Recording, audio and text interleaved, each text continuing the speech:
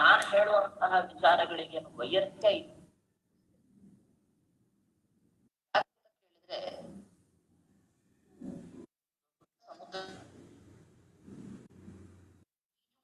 ಪಟುವಾದಂತಹ ವ್ಯಕ್ತಿ ಸಮುದ್ರದ ಒಳಗೆ ಹೋಗಿ ಆಯ್ದು ತಂದು ಮೇಲಿರುವ ಜನರಿಗೆ ತೋರಿಸ್ಲಿಕ್ಕೆ ಅಂತ ಹೊರಟಾಗ ರತ್ನಗಳನ್ನ ತೋರಿಸಿ ಮತ್ತೆ ಅದೇ ಸಮುದ್ರದಲ್ಲಿ ಮತ್ತೆ ಹಾಕಿರ್ತಾರೆ. ಅದೇ ರತ್ನವನ್ನ ಮತ್ತೆ ಇನ್ನೊಬ್ಬ ತಂದು ತೋರಿಸಿದ ಅಂತ ಆ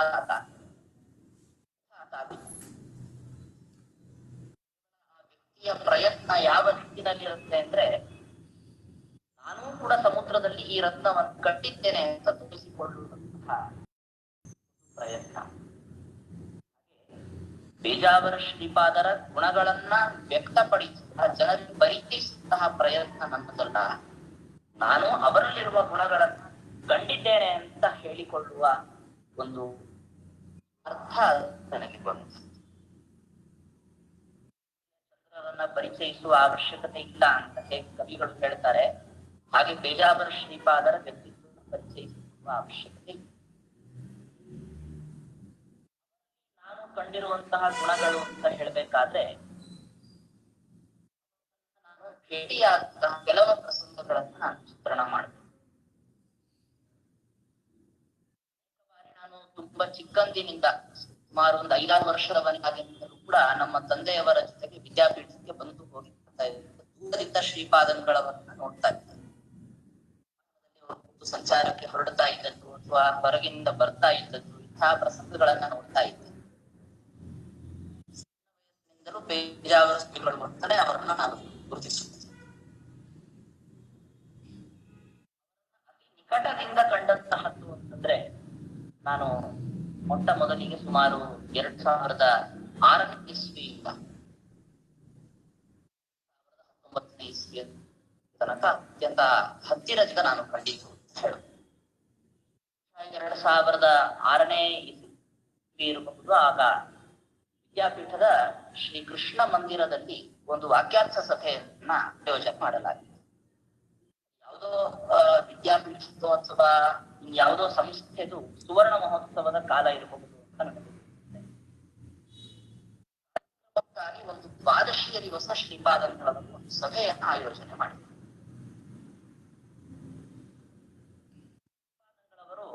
ನಮ್ಮ ತಂದೆಯವರನ್ನ ಕರೆಯೋದಕ್ಕೆ ಅಂತ ಅವರ ಶಿಷ್ಯರನ್ನ ವರಖೇಡಿ ಆಚಾರ್ಯರನ್ನ ಕಳಿಸಿದ್ರು. ಆಗ ನಾನು ಚಿಕ್ಕವರು ತಾನೇ ನಾನು ಶ್ರೀಮನ್ ನ್ಯಾಯಸುಧಾ ಗ್ರಂಥದ ಅಧ್ಯಯನವನ್ನ ಆರಂಭ ಮಾಡಿದ್ದೆ. ವಿಲಕ್ಷಣತ್ವಾಧಿಕರಣದ ಪರ್ಯಂತ ನನಗೆ ಪಾಠ ಆಗಿತ್ತು. ವಿಲಕ್ಷಣತ್ವಾಧಿಕರಣದ ಅಧ್ಯಯನ ನಡೆಸ್ತಾ ಇತ್ತು. ವಿಷಯ ಪ್ರಮಾಣದ ಲಕ್ಷಣದ ಬಗ್ಗೆ ವಿಚಾರವನ್ನ ಇಟ್ಕೊಂಡಿದ್ದು ಶ್ರೀಪಾದ ಅಂತ ಪ್ರಸಿದ್ಧವಾದಂತಹ ಯಥಾರ್ಥಂ ಪ್ರಮಾಣಂ ಇತ್ಯಾದಿ ರೀತಿಯಾಗಿ ಆಚಾರ್ಯರು ಹೇಳುವಂತಹ ಪ್ರಮಾಣ ಚರ್ಚೆ ಆ ಸಭೆ ಇತ್ತು. ಅದೇ ಭಾಗದ ಪಾಠಕ್ಕೆ ನಡೀತಾ ಇರುವ ಕಾರಣದಿಂದ ನಮ್ಮ ತಂದೆ ಆ ಜೊತೆಗೆ ಕೇಳು ಹೇಗೆ ವಾಕ್ಯಾರ್ಥ ಹೇಗಿರ್ತದೆ ಅಂತ ಕೇಳು ಅಂತ ಕರೆದುಕೊಂಡು ಸಣ್ಣ ವಯಸ್ಸಿನಿಂದ ಮೊದಲನೇ ಬಾರಿ ಅನೇಕ ಜನ ಕೂತು ವಿದ್ವಾಂಸರು ಚರ್ಚೆ ಮಾಡುವಂತದ್ದನ್ನು ನೋಡಿದ್ದು ಅಂದ್ರೆ ಅದೇ ಮೊದಲನೇ ಬಾರಿಗೆ ಅಂತ ನಾನು ವಾಕ್ಯಾರ್ಥ ಗೋಷ್ಠಿಗಳು ನಡೀತಾ ಇತ್ತು. ವರ್ಷದಲ್ಲಿ 1-2 ವಾಕ್ಯಾರ್ಥ ಗೋಷ್ಠಿಗಳು ನಡೀತಾ ಇರುತ್ತೆ. ಆದ್ರೆ ನಾನು ಅಧ್ಯಯನ ಮಾಡ್ತಾ ಇರುವ ಕಾರಣದಿಂದ ಆ ಸಭೆಗಳಿಗೆ ಹೋಗಿರ್ತದೆ. ಮೊದಲನೇ ಬಾರಿಗೆ ನಾನು ಸಭೆಗೆ ಹೋದಲ್ಲ. ಸುಮ್ಮನೆ ಮೊದಲೇ ಹೇಳಿದ್ರು ನಮ್ಮ ತಂದೆಯವರು, ಬಹಳ ದೊಡ್ಡ ದೊಡ್ಡ ವಿದ್ವಾಂಸರು ಪಾಲ್ಗೊಳ್ಳುತ್ತಿರ್ತಾರೆ, ಕೇವಲ ಹೇಗೆ ವಿದ್ವಾಂಸರ ಅಭಿಪ್ರಾಯಗಳು ಹೇಗೆ ಬರ್ತಾವೆ ಅಂತ ಅನ್ನೋದನ್ನ ಕೇಳೋದಕ್ಕೆ ಮಾತ್ರ ನೀನು ಬರ್ಬೇಕು ಅಂತ ಸುಮ್ಮನೆ ಕುಳಿತುಕೊಂಡು ಅದರಲ್ಲಿರುವಂತಹ ಅನೇಕ ವಿಷಯಗಳನ್ನ ತಿಳಿದುಕೊಂಡೆ. ಅದರಲ್ಲಿ ಕರಣದಲ್ಲೂ ಹಾಗೂ ಕೇವಲ ಪ್ರಮಾಣವಾದಂತಹ ಜ್ಞಾನದಲ್ಲಿಯೂ ಹೇಗೆ ಅನುಗತವಾದ ಲಕ್ಷಣವನ್ನ ಹೇಳಬೇಕು ಅಂತ ವಿಷಯದಲ್ಲಿ ತುಂಬಾ ತಿಳಿವಾಯಿತು. ಅದರಲ್ಲಿ ಉತ್ತರಾದಿ ಮಠದ ಅನೇಕ ಜನ ಹಿರಿಯ ವಿದ್ವಾಂಸರು, ರಾಘವೇಂದ್ರ ಸ್ವಾಮಿಗಳವರ ಮಠದಿಂದಲೂ ಕೂಡ ಅನೇಕ ಹಿರಿಯ ವಿದ್ವಾಂಸರು ಬಂದಿದ್ರು.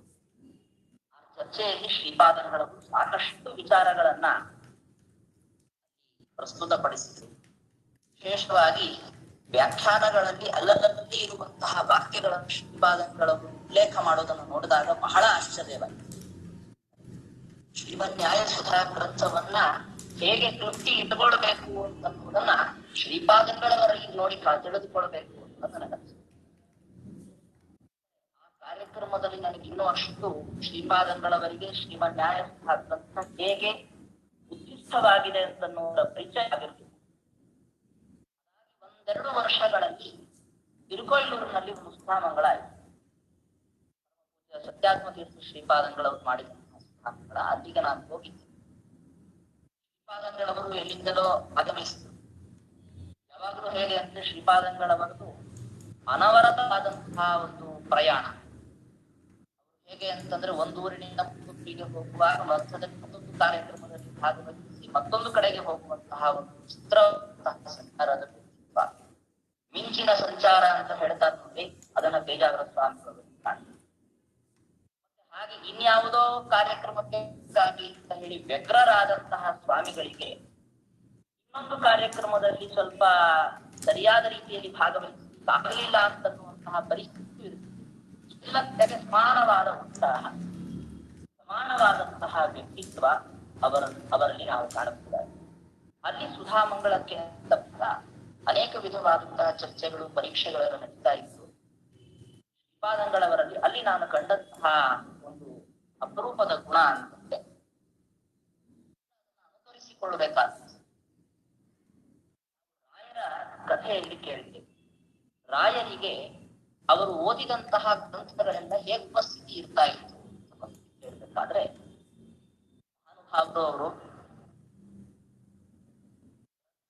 ಇರುವಂತಹ ಅಕ್ಷರ ಸಂಖ್ಯೆಯಿಂದ ಸಹಿತವಾಗಿ ಅವರು ಗ್ರಂಥಗಳನ್ನ ಉಪಸ್ಥಿತಿಯಲ್ಲಿ ಮೊದಲು ಸಾಧ್ಯ ಇಲ್ಲ. ನಾವು ಮಾಡಿಕೊಳ್ಳಬಹುದು ಅಂತ ಕೂಡ ಅನಿಸ್ಲಿಕ್ಕೆ ಸಾಧ್ಯ ಇಲ್ಲ. ಬೇಜಾವರ ಸ್ವಾಮಿಗಳವರಲ್ಲಿ ಗುಣವನ್ನ ನೋಡಿದಾಗ ಅಕ್ಷರ ಸಂಖ್ಯಾದಿಗಳನ್ನ ನೆನಪಿಟ್ಕೊಳ್ಳಿಕ್ಕೆ ಅಂತ ಸಾಧ್ಯ ಇಲ್ಲದಿದ್ರು ಅಂತ ಹೀಗೆ ಮಾಡಬಹುದು ನಮಗೆ ಅನಿಸ್ಲಿಕ್ಕೆ ಸಾಧ್ಯವಾದದ್ದು ಅವತ್ತು ನಮಗೆ. ಸುಮಾರು 1-2 ಗಂಟೆಗಳ ಕಾಲ ಕುಳಿತು ಹುಡುಗರ ಅನುವಾದವನ್ನು ಕೇಳ್ತಾ ಇದ್ರು. ಮಧ್ಯದಲ್ಲಿ ಏನೋ ಕಾರ್ಯಾಂತರಕ್ಕಾಗಿ ಅವ್ರು ಎದ್ದು ಹೋದ್ರು. ಆದ್ಮೇಲೆ ಮತ್ತೆ ಬಂದರು. ಅಷ್ಟೊತ್ತಿಗೆ ಸಾಕಷ್ಟು ಅನುವಾದಗಳು ಮುಂದೆ ಬರ್ತದೆ. ಶ್ರೀಪಾದಂಗಳವರು ಅಲ್ಲಿಂದಲೇ ಆ ಅನುವಾದವನ್ನು ಮತ್ತೆ ಸ್ಪರ್ಶವನ್ನ ಪಡೆದುಕೊಂಡು ಸಾಮಾನ್ಯ ವ್ಯಕ್ತಿಗಳಿಗೆ ಇದೆಲ್ಲ ಸಾಧ್ಯ ಇಲ್ಲ. ಮುಂದೆ ಅದೇ ತರಹ ಚರ್ಚೆ ನಡೆಯುವಾಗ ಒಂದು ಪ್ರಶ್ನೆಯನ್ನ ಶ್ರೀಪಾದಂಗಳವರು ಕೇಳಿದ್ರು. ಉತ್ತರಿಸಕ್ಕೆ ಅಂತ ವಿದ್ಯಾರ್ಥಿ ಹೊರಟಾಗ ವಿದ್ಯಾರ್ಥಿಗಳಿಗೆ ಅತ್ಯಂತ ಪ್ರೋತ್ಸಾಹ ಮಾಡುವ ಸ್ವಭಾವದ ಶ್ರೀಮನ್ಯಾಯ ಸುಧಾ ಗ್ರಂಥದಲ್ಲಿ ಇಂತಹ ಅವರು ಉಪಯೋಗಿಸುವ ಪುಸ್ತಕ ಸಾಮಾನ್ಯವಾಗೆಲ್ಲ ವಿದ್ವಾಂಸರು ಉಪಯೋಗಿಸುವಂತೆ ಉತ್ತರಾದಿ ಮಠದಿಂದ ಮುದ್ರಿತವಾದ ಟಿಪ್ಪಣಿ ಸಮೇತವಾದ ಅದರಲ್ಲಿ ಎಡಗಡೆಗೆ ಕೆಳಗಡೆ ಭಾಗದಲ್ಲಿ ಭಾಗ ಸುಧಾ ವಾಕ್ಯಗಳು ಬಂದಿದೆ ನೋಡು. ಯಾವ ಭಾಗದಲ್ಲಿ ಕೆಳಗೆ, ಮೇಲೆ, ಮಧ್ಯದಲ್ಲಿ ಸುಧಾ ಭಾಗ, ಅದರ ವ್ಯಾಖ್ಯಾನದ ವಾಕ್ಯಗಳು ಯಾವ ಕಡೆಗಿದೆ ಅಂತನ್ನೋದನ್ನ ಅವರು ಅಷ್ಟು ಕರಾರುವಾಕ್ಯದಲ್ಲಿ ಹೇಳುವುದನ್ನು ನೋಡಿದಾಗ ನನಗೂ ವಿಚಾರ ಅನಿಸ್ತು. ಶ್ರೀಪಾದಂಗಳವರು ತಮ್ಮ ಮನಸ್ಸಿನಲ್ಲಿ ಶ್ರೀಮನ್ಯಾಯ ಸುಧಾ ಗ್ರಂಥವನ್ನ ಸಂಪೂರ್ಣ ಛಾಪು ಮುಚ್ಚಿಕೊಂಡಿದ್ದಾರೆ. ಸಾಮಾನ್ಯವಾಗಿ ನಮಗೆಲ್ಲ ಏನಾಗ್ತದೆ ಅಂತಂದ್ರೆ ಮರಳಿನ ಮೇಲೆ ಒಂದು ಬಾರಿ ನಡೆದುಕೊಂಡು ಹೋದಾಗ ಮತ್ತೆ ಗಾಳಿ ಬೀಸಿದ ಮೇಲೆ ಹೆಜ್ಜೆಯ ಬುದ್ಧಿ ಹೋಗುತ್ತದೆ. ಶ್ರೀಪಾದಂಗಳವರ ಮನಸ್ಸಿನಲ್ಲಿ ಒಂದು ಬಾರಿ ಸುಧಾ ಪಾಠ ಕೇಳಿದ ಅನಂತರ ಗಾಳಿ ಬೀಸಿದಂತೆ ಬೇಕಾದಷ್ಟು ಸುದ್ದಿಗಳು, ಲೌಕಿಕ ಕಾರ್ಯಗಳು, ಏನೇನೋ ತರಹದ ಅವರ ಸಾಮಾಜಿಕ ಕಾರ್ಯಗಳ ಬಿರುಗಾಳಿಯಲ್ಲಿ ಅವರ ಮನಸ್ಸಿನಲ್ಲಿ ಮೂಡಿದಂತಹ ಶ್ರೀಮನ್ಯಾಯ ಸುಧಾ ಗ್ರಂಥದ ಧಾತು ಮಾತ್ರ ಎಂದು ಮಾಸಲಿಲ್ಲ. ರೀತಿಯಲ್ಲಿ ಅವರ ಮನಸ್ಸಿನಲ್ಲಿ ಮೂಡಿದಂತಹ ಸುಧಾ ಪಂಕ್ತಿಗಳು ಹಾಗೆಯೇ ಉಳಿದುಕೊಂಡು ಇದನ್ನ ಅವರ ಕೊನೆ ಗಳಿಗೆಯ ಪರ್ಯಂತ ನಾವು ಪರಿಶೀಲನೆ ಮಾಡ್ತೀವಿ. ನನ್ನಕ್ಕಿಂತ ಹೆಚ್ಚಾಗಿ ಸ್ವಾಮಿಗಳ ಅತ್ಯಂತ ಸಮೀಪದ ಅನೇಕ ವ್ಯಕ್ತಿಗಳಿಗೆ ವಿಶೇಷವಾಗಿ ಅನುಭವ ಇರುತ್ತದೆ. ಇದು ನಾನು ಕಂಡಂತಹ ಒಂದು ವಿಶೇಷವಾದಂತಹ ಗುಣ ಏನು ಅಂತಂದ್ರೆ ಶ್ರೀಮನ್ಯಾಯ ಸುಧಾ ಗ್ರಂಥ, ಆಚಾರ್ಯರ ಗ್ರಂಥಗಳು, ಅದರ ಎಲ್ಲೆಲ್ಲಿ ಆ ಭಾಗಗಳು ಬಂದಿದೆ ಅಂತ ಅನ್ನೋದನ್ನು ಕೂಡ ಮನಸ್ಸಿನಲ್ಲಿ ಅವರು ನೆನಪಿಟ್ಕೊಂಡಿರುವಂತ ಇದು ನನಗೆ ವೈಯಕ್ತಿಕವಾಗಿ ಜೀವನದಲ್ಲಿ ಅನುಕರಣೀಯ ಅಂತ ಅನಿಸುತ್ತೆ. ಇಷ್ಟು ಅವರ ಸಂಪೂರ್ಣವಾದಂತಹ ಶ್ರೀಮನ್ಯಾಯ ಸೂತ್ರ ಗ್ರಂಥದ ಪ್ರೀತಿಯ ಜೊತೆಗೆ ಅವರಲ್ಲಿ ಸೌಜನ್ಯ ಎಷ್ಟಿತ್ತು ಅಂತನ್ನುವುದನ್ನ ಕಾಣುವ ಒಂದು ಅವಕಾಶ ನನಗೆ ಆದ 1 ವರ್ಷದ ಅನಂತರದಲ್ಲಿ ಲಭಿಸಿದೆ. ಈಗಾಗಲೇ ಹೇಳಿದಂತೆ ಆ ಪ್ರಮಾಣ ಲಕ್ಷಣದ ವಿಚಾರ ನವಿಲಕ್ಷಣತ್ವಾಧಿಕರಣದಲ್ಲಿ ಬಂದಂತಹದ್ದು ಇದೆ. ಅದರ ಚರ್ಚೆಯಲ್ಲಿ ನಾನು ಹೋಗಿ ನೋಡಿದಾಗ ಶ್ರೀಪಾದಂಗಳವರಿಗೆ ನನ್ನ ಪರಿಚಯವಾಯಿತು. ಮಾತನಾಡಿಸಿ ಏನ್ ಅಧ್ಯಯನ ಮಾಡ್ತಾ ಇದ್ದಾನೆ ಅಂತ ಕೇಳಿ ನವಿಲಕ್ಷಣತ್ವಾಧಿಕರಣ ಪಾಠ ಆಗ್ತಾ ಇದೆ ಅಂತ ಹೇಳಿದಾಗ ಆಗ ಬಹುಶಃ ಚೈತ್ರ ಮಾಸ ವೈಶಾಖ ಮಾಸ ನಡೆದಿತ್ತು. ಈ ಬಾರಿ ಇಲ್ಲೇ ಚಾತುರ್ಮಾಸಕ್ಕೆ ಕೂಡ್ತೇನೆ, ಆಗ ನವಿಲಕ್ಷಣತ್ವಾಧಿಕರಣ ಪರೀಕ್ಷೆ ಕೊಡಬೇಕು ನನ್ನ ಹತ್ರ ಬಂದು. ನಂತರದಿಂದ ಅದು ಆಗ್ಲಿಲ್ಲ. ನಂತರದಲ್ಲಿ ಮತ್ತೊಂದು ಸಮಯವನ್ನ ನಾನು ತೆಗೆದುಕೊಂಡು ಬೇರೆ ಪಾಠಗಳು ನಡೀತಾ ಇತ್ತು. ನನಗೆ ತರ್ಕಶಾಸ್ತ್ರದ ಪಾಠಗಳು ಕೂಡ ನಡೀತಾ ಇರೋದ್ರಿಂದ ನನಗೆ ಆವಾಗ ಪರೀಕ್ಷೆಯನ್ನ ಕೊಡ್ಲಿಕ್ಕಾಗಿಲ್ಲ. ಆ ಬಾರಿಯ ಮಧ್ವನವಮಿಯ ಸಂದರ್ಭದಲ್ಲಿ ನಾನು ಅವಯವ ಗ್ರಂಥವನ್ನ ಪರೀಕ್ಷೆ ಕೊಟ್ಟಿದ್ದೆ. ಸ್ವಾಮಿಗಳವರು ಆಗ ಮಧ್ವನವಮಿಗಾಗಿ ಮಾಡ್ತಾ ಇದ್ರು. ಸಂದರ್ಭದಲ್ಲಿ ನಾನು ಅವಯವ ಪರೀಕ್ಷೆಯನ್ನು ಕೊಟ್ಟಿದ್ದೆ. 2007ನೇ ಇಸ್ವಿ ಇರಬಹುದು ಅದು ಆ ಮಧ್ವನವಮಿಯ ಸಂದರ್ಭ. ಅದರ ನಂತರದಲ್ಲಿ 2008ನೇ ಇಸ್ವಿಯ ಮಧ್ವನವಮಿಯ ಸಂದರ್ಭದಲ್ಲಿ ಶ್ರೀಪಾದಂಗಳವರಲ್ಲಿ ನಾನು ವೈಶೇಷಿಕಾಧಿಕರಣ ಸುಧಾಭಾನ ಪರೀಕ್ಷೆಯನ್ನ ಕೊಡೋದಕ್ಕೆ ಅಂತ ಆಗಮಿಸಿದೆ.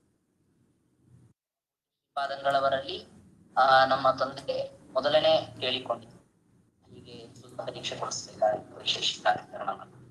ಆಗಲೇ ನಾನು ಮಧ್ವನವಮಿ ದಿವಸ ತೆಗೆದುಕೊಳ್ತೇನೆ, ನಾನು ನಿಮಗೆ ತಿಳಿಸ್ತೇನೆ ಅಂತ ಹೇಳಿ ಸಾಕಷ್ಟು ಕಾರ್ಯಕ್ರಮಗಳ ಒತ್ತಡ ಶ್ರೀಪಾದಂಗಳವರಿಗೆ. ಮಧ್ಯಾಹ್ನದ ವೇಳೆ ಅಷ್ಟೊತ್ತಿಗೆ ನಮಗೆ ಕರೆದು ಶ್ರೀಪಾದಂಗಳವರ ಕಡೆಯಿಂದ ಸಂಜೆ 5 ಗಂಟೆಗೆ ಬರಬೇಕು ಅಂತ ಶ್ರೀಪಾದಂಗಳವರು ಹೇಳಿದ್ದಾರೆ. ಹೋದ್ವಿ 5 ಗಂಟೆಗೆ. ನಾನು ಸಂದರ್ಭದಲ್ಲಿ ಶ್ರೀಪಾದಂಗಳವರನ್ನ ಭೇಟಿ ಮಾಡಲಿಕ್ಕೆ ಹೋದ. ಶ್ರೀಪಾದಂಗಳು ಈಗ 15 ನಿಮಿಷದ ಕೆಳಗೆ ಮಲಗಿದ್ರು. ಕಾರ್ಯಕ್ರಮ ತುಂಬಾ ತಡ ಆಯ್ತು. ತಡ ಆಯ್ತು. ಶ್ರೀಪಾದಂಗಳು ವಿಶ್ರಾಂತಿಯಲ್ಲಿದ್ದಾರೆ, ತಡೆದುಕೊಳ್ಳಿ, ತಾಳಿ ಕೂತ್ಕೊಳ್ಳಿ, ಕಾಯ್ಬೇಕು. ನಾವಂದ್ಕೊಂಡು ಈಗ ಮಲ್ಕೊಂಡಿದ್ದಾರೆ, ಕಾಯ್ತೀನಿ, ನಾವ್ 2 ಗಂಟೆ ಕಾಯ್ಬೇಕಾಗ್ತದೆ ಅಂತ ನಾವ್ ಹಾಗೆ ಅಂತ ಇಲ್ಲಿ ಸಿಕ್ಕಿರುವಂತ ವಿದ್ವಾಂಸರ ಜೊತೆಗೆ ನಾವು ಮಾತಾಡ್ತಾ ಇದ್ವಿ. ಏನೊಂದು 10-15 ನಿಮಿಷ ಆಗಿತ್ತೋ ಏನೋ ನಾವು ಅಲ್ಲಿಗೆ ತಲುಪಿ. ಆ ಕಡೆಗೆ ಹೊರಗೆ ಬಂದ್ಬಿಟ್ಟಿದ್ದಾರೆ ಶ್ರೀಪಾದಂಗಳವರು. ಹೊರಗೆ ಬಂದು ಅಲ್ಲಿ ಇನ್ನೊಬ್ಬರ ಜೊತೆಗೆ ಮಾತನಾಡ್ತಾ ಇದ್ರು. ಸ್ವಾರಸ್ಯ ಶ್ರೀಪಾದಂಗಳವರ ಸಹೃದಯತೆ ಎಷ್ಟು ಅಂದ್ರೆ ಅಲ್ಲಿ ಪಕ್ಕದಲ್ಲಿ ಒಂದು ಭವನವನ್ನ ಕಟ್ಟಲಾಗ್ತಾ ಇತ್ತು, ಪೂಜಾ ಮಂದಿರದ ಪಕ್ಕದಲ್ಲಿ ಅಥವಾ ಭಾಗದಲ್ಲಿ. ಅಲ್ಲಿ ಹೇಗೆ ನಡೀತಾ ಇದೆ, ಅದು ಕಟ್ಟಡದ ಪ್ರಗತಿ ಹೇಗಿದೆ ಅಂತ ಪರಿಶೀಲಿಸ್ತಾ ಇತ್ತು. ಅಷ್ಟರಲ್ಲಿ ಶ್ರೀಪಾದಂಗಳನ್ನ ಭೇಟಿ ಮಾಡೋದಕ್ಕೆ ಅಂತ ಸಾಕಷ್ಟು ಜನ ಆಗಮಿಸಿದ್ರು. ಅದರಲ್ಲೇನು ಅಂತಂದ್ರೆ ಹಲ್ಕುಡಿಯನ್ನ ಮಾರೋದಕ್ಕೆ ಅಂತ ಬಂದು, ಇದೇನು ತಮಾಷೆ ಅನಿಸಬಹುದು ನಿಮ್ಮ, ಆದ್ರೆ ಅಲ್ಲಿ ಶ್ರೀಪಾದಂಗಳವರು ಹೇಳಿದ್ದು ಇದರಲ್ಲಿ ಗೋವಿನ ಯಾವುದೇ ತರಹದ ಭಾಗಗಳನ್ನ ತೆಗೆದುಕೊಂಡು ಮಾಡಿಲ್ಲ ತಾನೆ. ಸಾಕಷ್ಟು ದಂತಧಾವನ ಚೂರ್ಣದಲ್ಲಾಗಬಹುದು ಅಥವಾ ದಂತಧಾವನಕ್ಕೆ ಉಪಯೋಗಿಸುವ ಆಧುನಿಕ ಉಪಕರಣಗಳಾಗಬಹುದು ಹಸುವಿನ ಅಂಶಗಳನ್ನ ಗೋಹತ್ಯೆಯ ಮೂಲಕವಾಗಿ ಅದರ ದೇಹದ ಭಾಗಗಳನ್ನು ಉಪಯೋಗಿಸಲಾಗ್ತದೆ ಅಂತ ಹೇಳಿದ್ದೆ. ಹಾಗೇನಿಲ್ಲ ತಾನೆ ಅಂತ ವಿಚಾರಿಸ್ತಾ ಇದ್ರು ಶ್ರೀಪಾದಗಳು.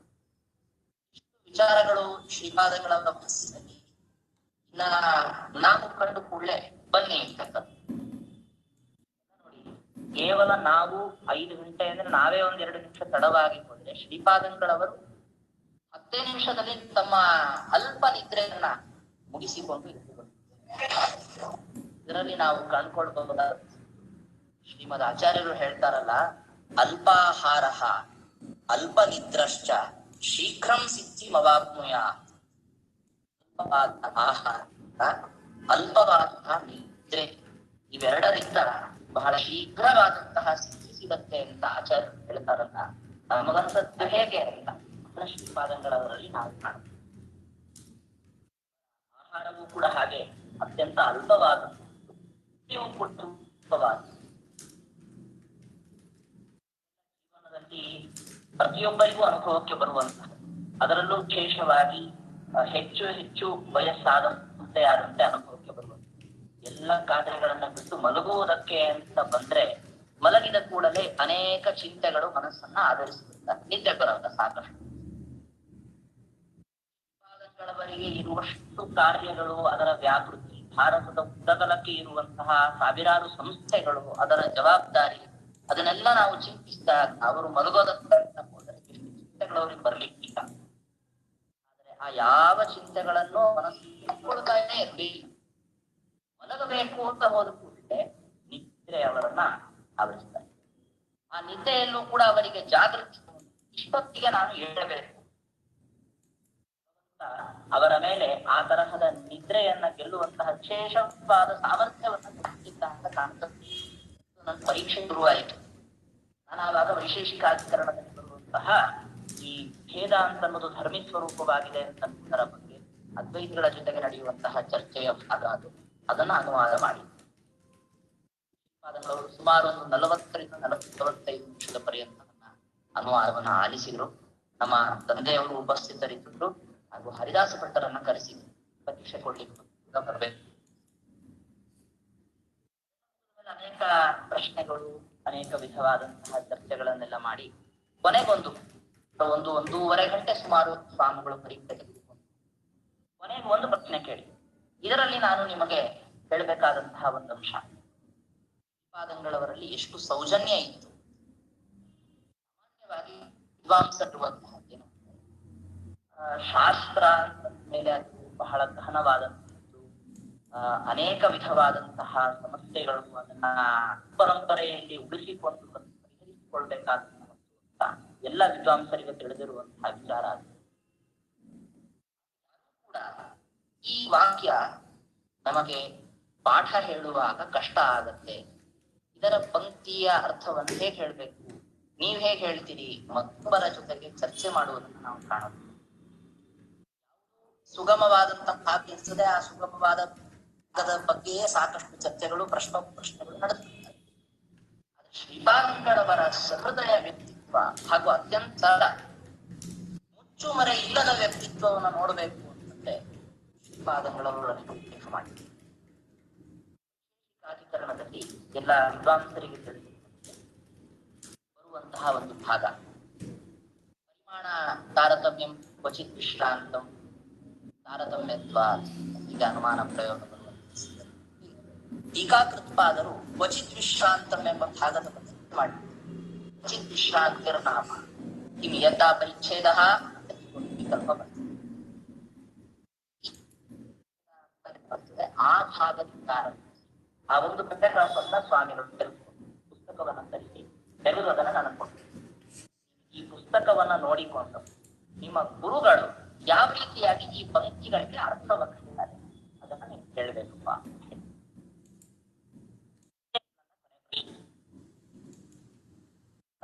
ಪಾಠ ಹೇಳುವಾಗ ಸಾಕಷ್ಟು ಕ್ಲೇಶ ಆಗಿತ್ತು. ಅದಕ್ಕೆ ಯಾವ ರೀತಿಯಾಗಿ ಪದಗಳಿಗೆ ಅರ್ಥ. ಶ್ರೀಪಾದಂಗಳವರು ನನ್ನ ಅನುವಾದದಲ್ಲಿ ಗಮನಿಸಿದ್ರು ಅಂತ ಕಾಣುತ್ತದೆ. ನಮ್ಮ ಗುರುಗಳು ಹೇಳಿಕೊಡುವಂತಹ ಪಾಠ ಶೈಲಿ ಪ್ರತಿಯೊಂದು ಪದಗಳಿಗೂ ಕೂಡ ಸರಿಯಾದಂತಹ ಅರ್ಥವನ್ನು ತೆಗೆದುಕೊಳ್ಳುವ ನಮ್ಮ ಗುರುಗಳು ಪಾಠದಲ್ಲಿ ಹೇಳಿಕೊಟ್ಟಿದ್ರು. ಸಾಮಾನ್ಯವಾಗಿ ಪಕ್ಷಿ ನೋಟದಂತೆ ವಾಕ್ಯದಿಂದ ಅಥವಾ ಪ್ರಘಟಕ ವಿಷಯಗಳನ್ನು ತಿಳಿದುಕೊಳ್ಳೋದು ಒಂದು ಕಡೆಗಾದ್ರೆ, ಪ್ರತಿಯೊಂದು ವಾಕ್ಯದ ಒಳಗಿಳಿದು ಪ್ರತಿಯೊಂದು ಪದಗಳಿಗೆ ಹೇಗೆ ಅರ್ಥವನ್ನು ಪದಗಳಲ್ಲಿ ಅರ್ಥವನ್ನ ಹೇಳಿಕೊಂಡು ವಾಕ್ಯಾರ್ಥವನ್ನ ಹೇಗೆ ಮಾಡಿಕೊಳ್ಬೇಕು ಅನ್ನೋದನ್ನ ನಮ್ಮ ಗುರುಗಳು ಹೇಳಿಕೊಟ್ಟಂಥದ್ದು. ಅನುವಾದದಲ್ಲೂ ಕೂಡ ಹಾಗೆಯೇ ಅದನ್ನ ನಿರೂಪಿಸುವಂತಹ ಕ್ರಮವನ್ನ ಕಂಡು ಅದಕ್ಕೆ ಭಾರವನ್ನು ತೋರಿಸಿ ಇದನ್ನ ಪ್ರತಿಯೊಂದು ಪಂಕ್ತಿ ಪದಾರ್ಥ ಹೇಳಬೇಕು ಅಷ್ಟೇ. ನಿಮ್ಮ ಗುರುಗಳು ಹೇಗೆ ಹೇಳ್ಕೊಟ್ಟಿದ್ದಾರೆ, ಬಹಳ ಕಷ್ಟ ಇರ್ತದೆ. ನಮ್ಮ ಗುರುಗಳು ಹೇಳ್ಕೊಟ್ಟಿದ್ರು ಇಯತ್ತ ಪರಿಚ್ಛೇದ ಮೊದಲಾದ ಶಬ್ದಗಳಿಗೆ ಅನೇಕ ವಿಧವಾದಂತಹ ಪದಗಳಿರುವ ಪ್ರಯೋಗಗಳನ್ನು ತೋರಿಸಿ ಈಗ ಅರ್ಥ ಹೇಳಬೇಕು ಅಂತ ಒಂದು ನಿಷ್ಕರ್ಷವನ್ನು ಮಾಡಿಕೊಟ್ಟಿದ್ರು. ನಮ್ಮ ತಂದೆ ಕೇಳಿದ್ರು, ಅಂದ್ರೆ ಇದು ಬಹಳ ಕಷ್ಟ ಇರುತ್ತೆ ಸ್ವಾಮಿ ಇದು ಅಂತ ಶ್ರೀಪಾದಗಳವರದು. ಅದಕ್ಕೆ ಕೇಳಿದ್ದು. ಆಗ ಸ್ವಾಮಿಗಳು ಹೇಳಿದ್ರು, ಸುಮಾರು ಒಂದು 25 ಸಾರಿ ನಾನು ಪಾಠ ಹೇಳಿದ್ದೇನೆ. ಅವಾಗ 25-27ನೇ ವರ್ಷ 2000 9ನೇ ಇಸ್ವಿಯಲ್ಲಿ ಚೆನ್ನೈಯಲ್ಲಿ ನಡೆದಂತಹ ಸುಧಾಮಂಗಳಕ್ಕೆ ನಾನು ನೋಡಿದ್ದೆ. 28 ಅಥವಾ 29ನೇ ಸುಧಾಮಂಗಳ ಇತ್ತು ಕಾಣಿಸ್ತದೆ ಶ್ರೀಪಾದಂಗಳು. ಸುಮಾರು 25 ಬಾರಿ ನಾನು ಸುಧಾ ಪಾಠ, ಪ್ರತಿಯೊಂದು ಬಾರಿಯೂ ಬುದ್ಧಿಭಾವ ಬಂದಾಗ ಹಿಡಿದುಕೊಳ್ತದೆ. ನಾನು ಒಂದೊಂದು ರೀತಿಯೂ ಕೂಡ ಅನೇಕ ರೀತಿಯಲ್ಲಿ ವಿಚಾರ ಮಾಡಿ ವಿದ್ಯಾರ್ಥಿಗಳಿಗೆ ಪಾಠ ಹೇಳಿದ್ದೇನೆ. ಅದಕ್ಕಾಗಿ ನನಗಿದು ಕುತೂಹಲ ಇತ್ತು. ಏನು ಕುತೂಹಲ ಅಂತಂದ್ರೆ, ಈ ಭಾಗವನ್ನ ಬೇರೆಯವರು ಹೇಗೆ ಪಾಠ ಹೇಳಿದ್ದಾರೆ, ನಿಮ್ಮ ಪರಂಪರೆಯಲ್ಲಿ ಯಾವ ತರಹ ಇದಕ್ಕೆ ಅರ್ಥವನ್ನ ಹೇಳ್ತೀರಿ, ಇದನ್ನ ಹೇಳಿ ಶ್ರೀಪಾದಂಗಳು ಹೇಳಿ. ವಿದ್ವಾಂಸರು ಈ ತರಹ ಸಹೃದಯತೆಯಿಂದ ಮಾತಾಡ್ತಾರೆ ಅಂತ ನಮ್ಗೆ ಅನಿಸ್ತಾವ. ನನಗೆ ಪಾಠ ಹೇಳುವಾಗ ಕ್ಲೇಶ ಬಂದಿದೆ, ನಾನು ಒಂದು ರೀತಿಯಲ್ಲಿ ಅರ್ಥವನ್ನು ಮಾಡಿಕೊಂಡಿದ್ದೇನೆ, ನೀವ್ ಹೇಗೆ ಅರ್ಥ ಮಾಡಿಕೊಂಡಿದ್ದೀರಿ ಹೇಳ್ರಿ. ಅರ್ಥವನ್ನ ಹೇಳಿದೆ, ಶ್ರೀಪಾದಂಗಳು ಶ್ಲಾಘನ ಮಾಡಿದ್ರು, ಅದರ ಬಗ್ಗೆ ಸಾಕಷ್ಟು ಚರ್ಚೆಗಳನ್ನು ಮಾಡಿದ್ರು. ತಾವು ನಾನು ಈ ರೀತಿಯಾಗಿ ಅರ್ಥವನ್ನ ಹೇಳಿದ್ದೇನೆ ಅಂತ ತಾವು ಹೇಳಿದಂತಹ ಅರ್ಥವನ್ನು ಕೂಡ ಹೇಳಿದ್ರು. ಅದ್ರ ಬಗ್ಗೆಯೂ ಅಷ್ಟು ಚರ್ಚೆ ಆಯಿತು. ನಮಗೆ ಗೊತ್ತಾಗುವಂತಹದ್ದೇನು ಅಂದ್ರೆ, ಶ್ರೀಪಾದಂಗಳವರು ಒಬ್ಬ ವಿದ್ಯಾರ್ಥಿಯ ಮುಂದೆ, ನಾನಿನ್ನೂ ಪರೀಕ್ಷೆಗೆ ಅಂತ ಕೊಡೋಕೆ ನನ್ನ ಸಮ್ಮುಖದಲ್ಲಿ ಈ ಪಂಕ್ತಿ ನೋಡಿದು ಅರ್ಥ ಆಗೋದಕ್ಕೆ ಎಷ್ಟು ಕಷ್ಟ ಇದೆ ಅಂತ ನೋಡೋಣ ಉಪಸ್ಥಾಪನ ಮಾಡಬೇಕು. ಅವರ ಸರಳ ವ್ಯಕ್ತಿತ್ವ ಎಷ್ಟು, ಹಾಗೂ ಈ ವಾಕ್ಯಗಳಿಗೆ ಅರ್ಥವನ್ನ ಹೇಳುವಂತಹ ಕ್ರಮವನ್ನ ಬೇರೆ ವಿದ್ವಾಂಸರು ಹೇಗೆ ಇಟ್ಕೊಂಡಿದ್ದಾರೆ ಅಂತ ಕೇಳುವಂತಹ ಒಂದು ಇಷ್ಟಪಟವಾದಂತಹ ಭಾವನೆ ಅವರಲ್ಲಿ ಇರುವಂತಹ. ಆಗ ನನಗೆ ತಿಳಿದು ಬಂದದ್ದು, ಗುರುಗಳು ಪಾಠ ಹೇಳುವಾಗ ಸಾಮಾನ್ಯವಾಗಿ ವಿದ್ಯಾರ್ಥಿಗಳಿಗೆ ಭಾವನೆ, ನನಗೂ ಒಳಗೊಂಡಿದ್ದಾಗ ಹೇಗಿತ್ತು ಅಂದ್ರೆ, ಗುರುಗಳು ಪಾಠ ಹೇಳಿದ್ದಾರೆ, ಪಾಠ ಹೇಳುವಾಗ ಅರ್ಥ ಆದ್ರೆ ಆಯ್ತು. 28ರಿಂದ ಮತ್ತಿದೆ ವಾಕ್ಯವನ್ನು ಅನಂತರದಲ್ಲಿ ನಾವು ಅರ್ಥ ಮಾಡಿಕೊಳ್ಳಬಹುದು ಅಂತ ಭಾವನೆ ಸಹಜವಾಗಿ ವಿಪತ್ತಿಯನ್ನ ಪಡೆದುಕೊಂಡ್ರೆ ಸಾಕು, ಪಂಕ್ತ್ಯರ್ಥವನ್ನ ಅನಂತರದಲ್ಲಿ ನಾವು ಕೊಳ್ಳಿಕ್ ಬರ್ತದೆ. ಹಾಗಲ್ಲ ಅಂತ ಅವತ್ತು ನನಗೆ ಗೊತ್ತಾಗ್ತದೆ. ನಾವು ವಿಪತ್ತಿಯ ಬಲದಿಂದ ಪಂಕ್ತಿಯನ್ನ ಅರ್ಥ ಮಾಡಿಕೊಳ್ಳೋದು ಬೇರೆ, ಆದರೆ ಗುರುಗಳು ಪಾಠ ಹೇಳುವಾಗ ಈ ವಾಕ್ಯಕ್ಕೆ ಹೇಗೆ ಅಭಿಪ್ರಾಯ ಹೇಳಿದ್ರು ಅಂತ ಇದೆಯಲ್ಲ, ಅದನ್ನ ನೆನಪಿಸಿಕೊಳ್ಳುವಂತಹ ಅದಕ್ಕೆ ಮಹತ್ವವೇ ಬೇರೆ. ಶ್ರೀಪಾದಂಗಳವರ ಆಗಿನ ಮಾತಿನಿಂದ ನನಗೆ ಈ ವಿಷಯ ತಿಳಿದು ಬಂತು. ಅವಾಗಿಂದ ಉತ್ಸವನ್ನ ಹೇಳಿದ್ರೆ ಅದನ್ನ ಹೇಗೆ ಪಂಕ್ತ್ಯರ್ಥ ಹೇಳಿದ್ರು ಅನ್ನೋದನ್ನ ನೆನಪಿಟ್ಕೊಳ್ಬೇಕು ಅಂತನ್ನುವಂಥದ್ದನ್ನ ಪರಿಪಾಟಿಯನ್ನ ಶ್ರೀಪಾದಂಗಳವರಲ್ಲಿ ಅತ್ಯಂತ ಸಹೃದಯವಾದಂತಹ ವ್ಯಕ್ತಿತ್ವ ಮತ್ತು ಸರಳತೆಯನ್ನು ನಾನು ತರಹದ ಅನೇಕ ಪ್ರಸಂಗಗಳು ಶ್ರೀಪಾದಂಗಳವರಲ್ಲಿ ಪರೀಕ್ಷೆ ಕೊಟ್ಟ ನಂತರದಲ್ಲಿ ನಾನು ಅವರ ಸುಧಾಮಂಗಳಗಳಲ್ಲಿ ಸಾಕಷ್ಟು ಬಾರಿ ಭಾಗವಹಿಸಿದೆ. ಶ್ರೀಪಾದಂಗಳವರಲ್ಲಿ ಒಂದು ವಿಶೇಷವಾದಂತಹ ವಿದ್ವಾಂಸರ ಮೇಲಿರುವ ಅಭಿಮಾನ ಅಂತ ನಾವು ಭಾವಿಸ್ತೇವೆ. ಏನು ಅಂದ್ರೆ, ಅವರು ಮಾಡಿದಂತಹ ಮಂಗಳ ಇದು ಮಾಧ್ವ ಸಮುದಾಯದಲ್ಲಿ ವ್ಯಾಪಕವಾಗಿ ನಡಿಬೇಕು ಅನ್ನುವಂತಹ ಅವರ ಅವಕಾಶ. ಒಂದು ಬಾರಿ ಶ್ರೀಮನ್ ನ್ಯಾಯ ಸುಧಾ ಪಾಠವನ್ನು ನಾನು ಹೇಳಿದ್ದೇನೆ ಅಂದ್ರೆ, ನಮ್ಮ ಮಾಧ್ವ ಸಮುದಾಯದಲ್ಲಿ ಯಾರ್ಯಾರು ವಿದ್ವಾಂಸರು ಓದುತ್ತಿದ್ದಾರೆ ವಿದ್ವಾಂಸರಿಗೂ ಕೂಡ ನಾನು ಗೌರವವನ್ನ ಮಾಡುತ್ತೇನೆ. ಎಲ್ಲ ವಿದ್ವಾಂಸರಿಗೆ ಸಂಭಾವನೆಯನ್ನು ಕೊಡ್ತೇನೆ. ಶ್ರೀಪಾದಂಗಳವರು ಒಂದು ಉದಾತ್ತವಾದಂತಹ ಧ್ಯೇಯ. ಸಾಮಾನ್ಯವಾಗಿ ಕಾರ್ಯಕ್ರಮಕ್ಕೆ ಅಂತ ಹೋಗಿ ಭಾಗವಹಿಸಿ ಯಾರು ವಿದ್ವಾಂಸರು ಅಲ್ಲಿ ಸಂಗೀತರಾಗಿರ್ತಾರೆ ಅಂಥವರಿಗೆ ಸಂಭಾವನೆಯನ್ನು ಕೊಡಲಾಗ್ತದೆ. ಶ್ರೀಪಾದಂಗಳವರೇನು ಅವ್ರದಂತಹ ಉದಾರವಾದಂತಹ ವ್ಯಕ್ತಿತ್ವ ಅಂತ ನಾವು ಹೇಳ್ಬೋದು. ಬಂದಿರ್ಲಿ ಅಥವಾ ಬರದೇ ಇರಲಿ, ವಿದ್ವಾಂಸರು ಸುಧಾಮಂಗಳದ ಅನಂತರದಲ್ಲಿ ಎಲ್ಲೇ ಯಾವಾಗಲೇ ತಿರ್ಲಿ ಅವರನ್ನ ಭೇಟಿ ಮಾಡಿ ಅವರನ್ನ ಕರೆದು ಅವರಿಗೆ ಸಂಭಾವನೆಯನ್ನ ಕೊಟ್ಟು ಸುಧಾಮಂಗಳಕ್ಕೆ ಯಾಕೆ ಬರ್ಲಿಲ್ಲ ಅಂತ ಕೇಳ್ತಾ ಇದ್ರು ಶ್ರೀಪಾದ. ಅವರ ಉದಾರ ಸ್ವಭಾವದ ಪರಿಣಾಮವಾಗಿ ನಮಗೆಲ್ಲ ಮನಸ್ಸಿನಲ್ಲಿ ಬರುವಂತದ್ದೇನು ಅಂದ್ರೆ, ಇಲ್ಲ ಶ್ರೀಪಾದಂಗಳವರನ್ನು ಸುಧಾಮಂಗಳಕ್ಕೆ ನಾವು ಭಾಗವಹಿಸಬೇಕು ಅಂತ ಅನಿಸ್ತದೆ. ಭಾಗವಹಿಸುವುದರಿಂದ ಶ್ರೀಪಾದಂಗಳವರಿಗೆ ಲಾಭ, ನಮಗೆ ಲಾಭ. ಸುಧಾಮಂಗಳಕ್ಕೆ ಹೋಗದೇ ಇದ್ರು ಶ್ರೀಪಾದಂಗಳವರು ಸುಧಾಮಂಗಳಕ್ಕೆ ಯಾಕೆ ಹೋಗ್ಬೇಕು? ಇಲ್ಲ, ನಾವು ಅಲ್ಲಿ ವಂಚಿತರಾದ್ವಿ. ಏನು ಅಂದ್ರೆ, ಶ್ರೀಪಾದಂಗಳವರು ತಮ್ಮ ಬಹುಭಾಗ ನಾನು ಗಮನಿಸಿದಂತಹ ಸುಧಾಮಂಗಳದಿಂದ ಅಂತ ಭಾವಿಸಿಕೊಳ್ಳಬಹುದು. ಪ್ರತಿಯೊಂದು ಸುಧಾಮಂಗಳದಲ್ಲಿಯೂ ಕೂಡ ಅವರು ಅನುವಾದವನ್ನು ಮಾಡ್ತಾ ಇದ್ದಾರಲ್ಲ, ಆ ಸಂದರ್ಭದಲ್ಲಿ ಅನುವಾದದ ಕೊನೆಯ ಭಾಗದಲ್ಲಿ ವಿದ್ವಾಂಸರಿಗಾಗಿ ಅಂತ ಒಂದು ಶೀರ್ಷಿಕೆ ಹೇಳಿ, ಸಾಮಾನ್ಯರಿಗೆ ಸಂಬಂಧಪಟ್ಟಿಲ್ಲ, ವಿದ್ವಾಂಸರಿಗಾಗಿ ಅಂತ ವಿಚಾರಗಳನ್ನು ಹೇಳಿ ಬಹಳ ಹೊತ್ತೇ ಹೇಳ್ತಾರೆ. ಒಂದು 15-20 ನಿಮಿಷಗಳಲ್ಲಿ ತುಂಬಾ ಸಂಕ್ಷಿಪ್ತವಾಗಿ ಹೇಳ್ತಾ ಇದ್ದಾರೆ. ಒಂದು ವರ್ಷದ ಅಂದ್ರೆ ಒಂದು ಸುಧಾಮಂಗಳದಿಂದ ಇನ್ನೊಂದು ಸುಧಾಮಂಗಳವಾಗುವಷ್ಟರಲ್ಲಿ ಒಂದು ವರ್ಷದ ಕಾಲಾವಧಿ ಅಂತ ಇಟ್ಕೊಳ್ಳೋಣ. ಆ ಕಾಲಾವಧಿಯಲ್ಲಿ ಅವರು ಚರ್ಚಿಸಿದಂತಹ ಸ್ವಂತ ವಿಮರ್ಶೆಯಿಂದ ಪಡಿಸಿದಂತಹ ಕೆಲವು ಪ್ರಮುಖ ಅಂಶಗಳನ್ನ ಅವರು ಉದಾಹರಿಸ್ತಾರೆ. ಅವರು ಸಾಕಷ್ಟು ವರ್ಷಗಳಿಂದ ಮಾಡಿದ ಒಂದು ಮಹತ್ವಪೂರ್ಣವಾದಂತಹ ಕಾರ್ಯ ಈಗ ಬರಬೇಕಾದ್ರೆ ವಿದ್ವಾಂಸರ ವಲಯದಲ್ಲಿ ಪ್ರಚಾರದಲ್ಲಿ ಶ್ರೀಪಾದಂಗಳವರು ನ್ಯಾಯಾಮೃತ ಪ್ರಸ್ಥಾನಕ್ಕೆ ಒಂದು ಬಹಳ ದೊಡ್ಡ ಕೊಡುಗೆಯನ್ನ ನೀಡಿದ್ದಾರೆ. ಅದರ ಹೆಸರು ನ್ಯಾಯಾಮೃತ ನವನೀತ ಅಂತ ರೀತಿಯಾಗಿ ನಾನು ಹೇಳಿದ್ದೇನೆ ವಿದ್ವಾಂಸರ ಮುಖದಿಂದ.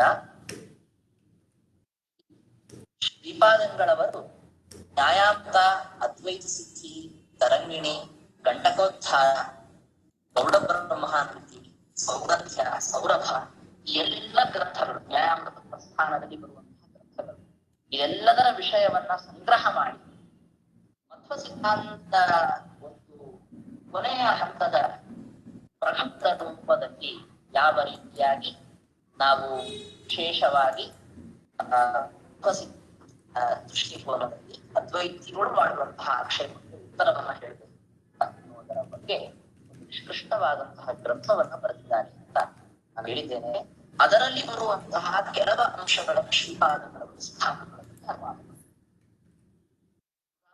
ಅನುವಾದ ಆಯಿತು ಅಂದ್ರೆ ಬಂದಂತೆ ಅದು ಹೆಚ್ಚು ಆಗಿನ ಕಾಲಕ್ಕೆ ರೆಕಾರ್ಡ್ ಮಾಡುವಂತಹ ಒಂದು ಸೌಕರ್ಯ ಅಥವಾ ಆ ವಿಧವಾದಂತಹ ಉದ್ದೇಶವು ಇರಲಿಲ್ಲ ಅಂತ ಕಾಣುತ್ತೆ.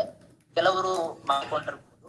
ಶ್ರೀಪಾದಂಗಳವರು ಗೌಡ ಬ್ರಹ್ಮಾನಂದಿಯಲ್ಲಿ ಮಾಡಿದಂತಹ ಅನೇಕ ಆಕ್ಷೇಪಗಳನ್ನು ತೆಗೆದುಕೊಂಡು ಅದಕ್ಕೆ ಉತ್ತರವನ್ನ ಹೇಳ್ತಾರೆ.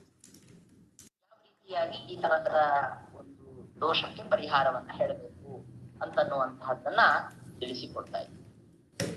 ಆ ಒಂದು ವಿಶೇಷವಾದಂತಹ ಔತಣ ವಿದ್ವಾಂಸರ ಪಾಠ ಆ 15-20 ನಿಮಿಷಗಳು ಅಂತಂದ್ರೆ ನ್ಯಾಯಾಮೃತ ಪ್ರಸ್ಥಾನದಲ್ಲಿ ವಿಶೇಷ ವಿಶೇಷವಿರ್ತದೆ. ಅವರಿಗೆ ಪರಮಾನಂದವನ್ನು ಕೊಡುವಂತಹ ಅನೇಕ ರೀತಿಯಲ್ಲಿ ಚರ್ಚೆಯ ಮುಖಗಳನ್ನ ತೆರೆದಿಡುವಂತಹ ಒಂದು ವಿಶಿಷ್ಟವಾದಂತಹ ಉಪನ್ಯಾಸ ಶ್ರೀಪಾದಂಗಳವರ ಸುಧಾಮಂಗಳದಲ್ಲಿ ಶ್ರೀಪಾದಂಗಳವರ ಆ ಒಂದು ವಾಕ್ಯಾರ್ಥ ಕೌಶಲ ಅಂತನ್ನುವ ಗುಣ ಇದೆಯಲ್ಲ, ಅದನ್ನ ನಾವು ಅವರ ಆ ಚರ್ಚೆಯಲ್ಲಿ ಕಾಣಬಹುದು. ಶ್ರೀಪಾದಂಗಳವರ ವಾಕ್ಯಾರ್ಥ ಕೌಶಲ ಅಂತ ಬಂದಾಗ ಕೆಲವು ಸಂದರ್ಭಗಳಲ್ಲಿ ನಾನು ಅದನ್ನ ಕಂಡಂತಹದ್ದನ್ನ ಈ ಸಂದರ್ಭದಲ್ಲಿ ಹೇಳುವುದಕ್ಕೆ ಅಂತ ಇಷ್ಟಪಡ್ತೀನಿ. 2008ನೇ ಇಸ್ವಿಯಿಂದಲೇ ನಾನು ಶ್ರೀಪಾದಂಗಳವರ ಅಧ್ಯಕ್ಷತೆಯಲ್ಲಿ ನಡೆದಿರುವಂತಹ ಸಭೆಗಳಲ್ಲಿ ಭಾಗವಹಿಸ್ತಾ ಇದ್ದೆ. 2020ನೇ ಇಸ್ವಿಯಲ್ಲಿ ಬಲಿಮಾರಿನಲ್ಲಿ ವಾಕ್ಯಾರ್ಥ ಸಭೆ ಆಯಿತು. ಆ ಸಂದರ್ಭದಲ್ಲಿ ನಾನು ಬಹುಶಃ ಮೊದಲನೇ ಬಲಿಮಾರು ಶ್ರೀಪಾದರು ನಡೆಸಿದಂತಹ ವಾಕ್ಯಾರ್ಥ ಭಾಗವಹಿಸಿ ಅನುವಾದ ಮಧ್ಯಾಹ್ನದ ಕಾಲದಲ್ಲಿ ಅವರು ಬೆಳಗ್ಗೆಯ ವಾಕ್ಯಾರ್ಥ ಗೋಷ್ಠಿಯನ್ನು ಮುಗಿಸಿಕೊಂಡು ಅವರು ಹೊರಗೆ ಬೇರೆ ಊರಿಗೆ ಬರ್ತದೆ. ಶ್ರೀಪಾದಂಗಳವರು ಬಹುಶಃ ಬರೋದು ಅಂತನ್ನೋದು ಬಹಳ ತಡವಾಗುವುದು. ಚರ್ಚೆ ಮುಗಿಸಿ ಬಿಡ್ರಿ, ಸಭೆ ಮುಗಿಸಿಬಿಡ್ರಿ ಅಂತ ಹೇಳ್ಬಿಟ್ಟು ನಂತರದಲ್ಲಿ ನಾನು ಅನುವಾದ ಮಾಡುವಂಥದ್ದು, ಚರ್ಚೆಯ ಮಂಡನೆ ಮಾಡುವಂಥದ್ದು ಮಧ್ಯಾಹ್ನವೇ ಇತ್ತು. ಶ್ರೀಪಾದಂಗಳವರು ಬರೋದಿಲ್ವೇನೋ ಅಂತ ನನಗೆ ಒಂಥರಹ ಕಾತರ ಇತ್ತು. ಆದರೆ ಒಂದ್ ಅರ್ಧ ಗಂಟೆ ತಡೆದ್ರೆ ನಾನು ಬರ್ತೇನೆ ಅಂತ ಶ್ರೀಪಾದಂಗಳು ಬಲಿಮಾರು ಶ್ರೀಗಳು ಆಗ್ಲಿ ಅಂತ ಅರ್ಧ ಗಂಟೆ ತಡೆದು ಅನಂತರದಲ್ಲಿ ಕಾರ್ಯಕ್ರಮ ಶುರು ಮಾಡಿದಾಗ ನನಗೆ ನ್ಯಾಯಾಮೃತದಲ್ಲಿ ಬರುವಂತಹ ಶ್ರುತಿಲಿಂಗಾಧಿಕರಣ ನ್ಯಾಯದಿಂದ ಪ್ರತ್ಯಕ್ಷವು ಪ್ರಬಲ ಅಂತನ್ನುವಂತಹ ವಿಷಯವನ್ನ ಮೀಮಾಂಸಾ ಬರುವಂತಹ ಅನೇಕ ವಿಚಾರಗಳ ನಿರೂಪಣೆಯೊಂದಿಗೆ ಅನುವಾದ ಸುಮಾರು 1 ಗಂಟೆ 1 ತಿಳಿಯುವಷ್ಟು ಅದನ್ನ ವಿಷಯವನ್ನ ನಿರೂಪಣೆ ಮಾಡಿದ್ದೇನೆ. ಶ್ರೀಪಾದಂಗಳವರು ಬಹಳ ಸಂತೋಷ ಪ್ರಶ್ನೆಗಳನ್ನ ಚರ್ಚೆಗಳನ್ನ ಮಾಡಿ ಮೀಮಾಂಸೆ ಅನ್ನೋ ಗ್ರಂಥವನ್ನ ಎಲ್ಲಿ ಓದಿದ್ದು ಇದೆಲ್ಲ ಕೇಳಿ ನನ್ನ ಕಟ್ಟಿ ಅನುಗ್ರಹಿಸಿ. ಶ್ರೀಪಾದಂಗಳವರ ವ್ಯಕ್ತಿತ್ವ ಬಹಳ ದೊಡ್ಡದು. ಅವರ ಜೊತೆಗೆ ಚರ್ಚೆಯನ್ನ ಮಾಡುವುದಕ್ಕೆ ಅಂತ ಹಿರಿಯ ವಿದ್ವಾಂಸರಿಗೆ ಅವಕಾಶ ಸಿಗ್ತಾ ಇದೆ. ಹಿರಿಯನಾದಂತಹ ನನಗೆ ಸಾಕಷ್ಟು ಚರ್ಚೆಯನ್ನ ಮಾಡುವಂತಹ ಅವಕಾಶ ಅಂತ ಸಹ ಪ್ರಾರಂಭಿಸ್ತಾ ಇದೆ. ಒಂದೋ ಎರಡೋ ಮಾತುಗಳನ್ನ ಆಡುವುದರಲ್ಲಿ ಮತ್ತೆ ಸಾಕಷ್ಟು ವಿದ್ವಾಂಸರಾಡುವಂಥದ್ದು. ಹೀಗಾಗಿ ನಾವು ಸಣ್ಣವರಾದರೂ ಸುಮ್ಮನೆ ಇರಬೇಕಾಗ್ತದೆ. ಒಂದು ದಿವಸ ನನಗೆ ಅದೊಂದು ಅವಕಾಶ ಅಂತಂದ್ರೆ ಭಂಡಾರಕೇರಿ ಸ್ವಾಮಿಗಳು ಮಾಡುವಂತಹ ಸಭೆಗಳು, ಪ್ರತಿ ವರ್ಷ ವೇದವ್ಯಾಸ ಜಯಂತಿಯ ಮಾಡುವಂತಹ ಆಯೋಜನೆ ಮಾಡುವಂತಹ ಸಭೆಗಳಲ್ಲಿ ಸಾಗರದಲ್ಲಿ ನಡೆದಂತಹದ್ದು ಸುಮಾರು 2015ನೇ ಇಸ್ವಿ ಇರಬಹುದು. ಆವಾಗ ಸಾಗರದಲ್ಲಿ ಒಂದು ಸಭೆ ಆಯೋಜನೆ ಆಗಿದೆ. ಕಾರಣಾಂತರದಿಂದ ಕೆಲವ ಹಿರಿಯ ವಿದ್ವಾಂಸರಿಗೆ ಉಡುಪಿಯಿಂದ ಬರಲಿಕ್ಕೆ ಆಗಿದೆ. ಶ್ರೀಪಾದಂಗಳವರು ಆಗಮಿಸಿದ್ರು. ನನಗೊಂದು ವಿಷಯ ಮಂಡನೆಯನ್ನ ಮಾಡುವುದಕ್ಕೆ ಅವಕಾಶವನ್ನು ಕೊಡಬೇಕು. ಈ ಬ್ರಹ್ಮಸೂತ್ರ ಭಾಷ್ಯದಲ್ಲಿ ಉಲ್ಲೇಖಗೊಳ್ಳುವಂತಹ ಜೀವ ಅಂತನ್ನೋನು ಭಗವಂತನ ಪ್ರತಿಬಿಂಬ ಹೇಗೆ ಅಂತ ಇದರ ವಿಚಾರದಲ್ಲಿ ಯಥಾ ರವೇಹೆ ಅಂತ ಸೋಪಾಧಿ ಅನುಪಾಧಿಶ್ಚ ಪ್ರತಿಬಿಂಬ ವಿಧೇಯತೆ ಈಶಸ್ಯ ಅನುಪಾಧಿ ಇಂದ್ರಚಾಪೋ ಯಥಾ ರವೇಹೆ ಅಂತ ಈ ಶ್ಲೋಕದ ಆಧಾರದಲ್ಲಿ ನಡೆಯುವಂತಹ ಚರ್ಚೆ. ಗಂಟೆಯ ಪರ್ಯಂತ ಒಂದು ಚರ್ಚೆ ನಡೆದ ಸುಮಾರು ಅರ್ಧ ಗಂಟೆಯಿಂದ 40 ನಿಮಿಷಗಳವರೆಗೆ ನಾನು ವಿಷಯ ಮಂಡನೆಯನ್ನು ಮಾಡಿದ್ದೆ. ಶ್ರೀಪಾದಂಗಳವರ ಜೊತೆಗೆ ವೈಯಕ್ತಿಕವಾಗಿ ಸಭೆಯಲ್ಲಿ ಚರ್ಚೆ ಮಾಡುವಂತಹ ಅವಕಾಶ ನನಗೆ ಆಗದ ಎಷ್ಟು ಸಹೃದಯವಾಗಿ ನನ್ನ ಜೊತೆಗೆ ಚರ್ಚಿಸಿದ್ರು.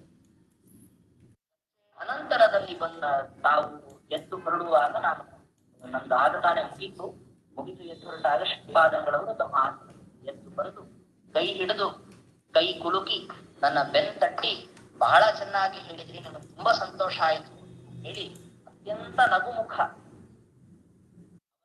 ಇಷ್ಟಪಟ್ಟವಾದಂತಹ ಮಂದಹಾಸ ನನಗೆ ಇವತ್ತಿಗೂ ಕೂಡ ನೆನಪಿದೆ. ಬಹಳ ಸಂತೋಷ ಪಟ್ಟು ಆ ಸಂದರ್ಭದಲ್ಲಿ ಬದರಿ ಆಚಾರ್ಯರು ಕೂಡ ಅಲ್ಲಿಗೆ ಆಗಮಿಸಿದ್ರು ಆ ಸಭೆಗೆ ಅಂತ ನಾನು ಅಂತಹ ಸಂದರ್ಭದಲ್ಲಿ ಬಹಳ ವಿಶೇಷವಾಗಿ ಶ್ರೀಪಾದಂಗಳವರು ನನ್ನನ್ನು ಪ್ರೋತ್ಸಾಹಿಸಿದ್ರು. ಆಗ ನನಗೆ ಸ್ವಾಮಿಗಳ ಜೊತೆಗೆ ವಾಕ್ಯಾರ್ಥದಲ್ಲಿ ಭಾಗವಹಿಸುವಂತಹ ಅವಕಾಶ ದೊರಕಿತು. ಶ್ರೀಪಾದಂಗಳವರು ಆ ಸಂದರ್ಭದಲ್ಲಿ ಉಪಸ್ಥಾಪನ ಮಾಡಿದರು. ಶ್ರೀಪಾದಂಗಳವರು ಆಶ್ರಯಿಸಿದಂತಹ ಪಕ್ಷ ಇಂದ್ರಚಾಪೋ ಯಥಾ ರವೇಹೆ ಅಂತ ಇದೆ. ಇಂದ್ರಚಾಪವು ಹೇಗೋ ಹಾಗೆ ಜೀವ ಭಗವಂತನ ಅನುಪಾದಿ ಪ್ರತಿಬಿಂಬ ಅಂತ ಹೀಗೆ ವಾಕ್ಯಾರ್ಥವನ್ನ ನಾನು ಮಂಡನೆ ಮಾಡ್ತಾ ಇದ್ದೆ. ಆಗ ಶ್ರೀಪಾದಂಗಳವರು ಅದನ್ನ ವ್ಯತಿರೇಕ ದೃಷ್ಟಾಂತ ಅಂತ ಯಾಕೆ ಹೇಳ್ಬಾರ್ದು ಅಂತನ್ನೋದರ ಪಕ್ಷವನ್ನ ಶ್ರೀಪಾದಂಗಳವರು ವಾಕ್ಯಾರ್ಥವನ್ನ ಮಾಡ್ತಾ ಇದ್ದರು. ಭಾಷ್ಯ ದೀಪಿಕಾ ಗ್ರಂಥದಲ್ಲಿ ಈ ಪಕ್ಷವನ್ನು ನಿರಾಕರಣೆ ಮಾಡಿ ಕೇಳಿ ಆ ರೀತಿಯಲ್ಲಿ ಆ ನಿಟ್ಟಿನಲ್ಲಿ ಸಾಕಷ್ಟು ಚರ್ಚೆಗಳು ನಡೆದಂತಹದ್ದು. ಇದರಲ್ಲಿ ಪರಮಪೂಜ್ಯ ಸ್ವಾಮಿಗಳವರು ಯಾವುದೇ ತರಹದ ಇವನು ಸಣ್ಣವನು, ಇವನ ಜೊತೆಗೆ ನಾನು ಯಾಕೆ ಚರ್ಚೆ ಮಾಡಬೇಕು ಅನ್ನುವಂತಹ ಯಾವುದೇ ತರಹದ ಭಾವನೆ ಇಲ್ಲದೆ ಯಾರೇ ಒಬ್ಬ ವ್ಯಕ್ತಿ ಇರಲಿ, ಸಣ್ಣ ಬಾಲಕನಾದಂಥವನು ಹೇಳಿದ್ರಿಂದ ಅದನ್ನ ಪ್ರೋತ್ಸಾಹಿಸಬೇಕಾದ ಶ್ರೀಪಾದಂಗಳವರು ನಿಷ್ಕಪಟವಾದಂತಹ ಸ್ವಭಾವ. ಸ್ವಾಮಿಗಳವರಲ್ಲಿ ಅದೊಂದು ಅಂಶವನ್ನು ನಾವು ಕಾಣಬೇಕಾದದ್ದು. ಅವರ ಜೊತೆಗಿರುವಂತಹ ವ್ಯವಹಾರದಲ್ಲಿ ಯಾವ ತರಹ ಕಟ್ಟವಿಲ್ಲದಿರುವಂತಹ ಭಾವನೆ ನೀತಿಯನ್ನ ಸ್ವಾಮಿಗಳು ಅನುಕರಿಸ್ತಾ ಇದ್ರು. ನೀತಿಯ ಹಿಂದೆ ಅವರಿಗೆ ಕಂಪಿಸ್ತಾ ಇದ್ರು. ನೀತಿಯ ಹಿಂದೆ ಮುಗ್ಧವಾದಂತಹ ಬಾಲಕರ ಸ್ವಭಾವ ಇದೆ. ಯಾವುದೇ ವಿಷಯವನ್ನ ಹೇಳಿದ್ರೆ ಹೌದಾ ಅಂತ ಹೇಳಿ ಸ್ವೀಕಾರ ಮಾಡಿ ಸಂತೋಷ ಪಟ್ಟು ನಾವು ಮಾಡುವಂತಹ ಯಾವ ತರಹದ ಧರ್ಮಾಚರಣೆಗೂ ಕೂಡ ವಿರೋಧವನ್ನು ಮಾಡದೆ ಪ್ರತಿಯೊಬ್ಬರ ಧರ್ಮಾಚರಣೆಗೂ ಕೂಡ ವಿಶೇಷವಾದಂತಹ ಗೌರವವನ್ನ ಕೊಡುವಂತಹ ಸ್ವಭಾವ ಸ್ವಾಮಿಗಳ ವರ್ತನೆ. ಪ್ರಸಂಗಗಳನ್ನ ಅನೇಕ ನನ್ನ ಜೀವನದಲ್ಲಿ ನಾನು ನೋಡಿದ್ದೆ.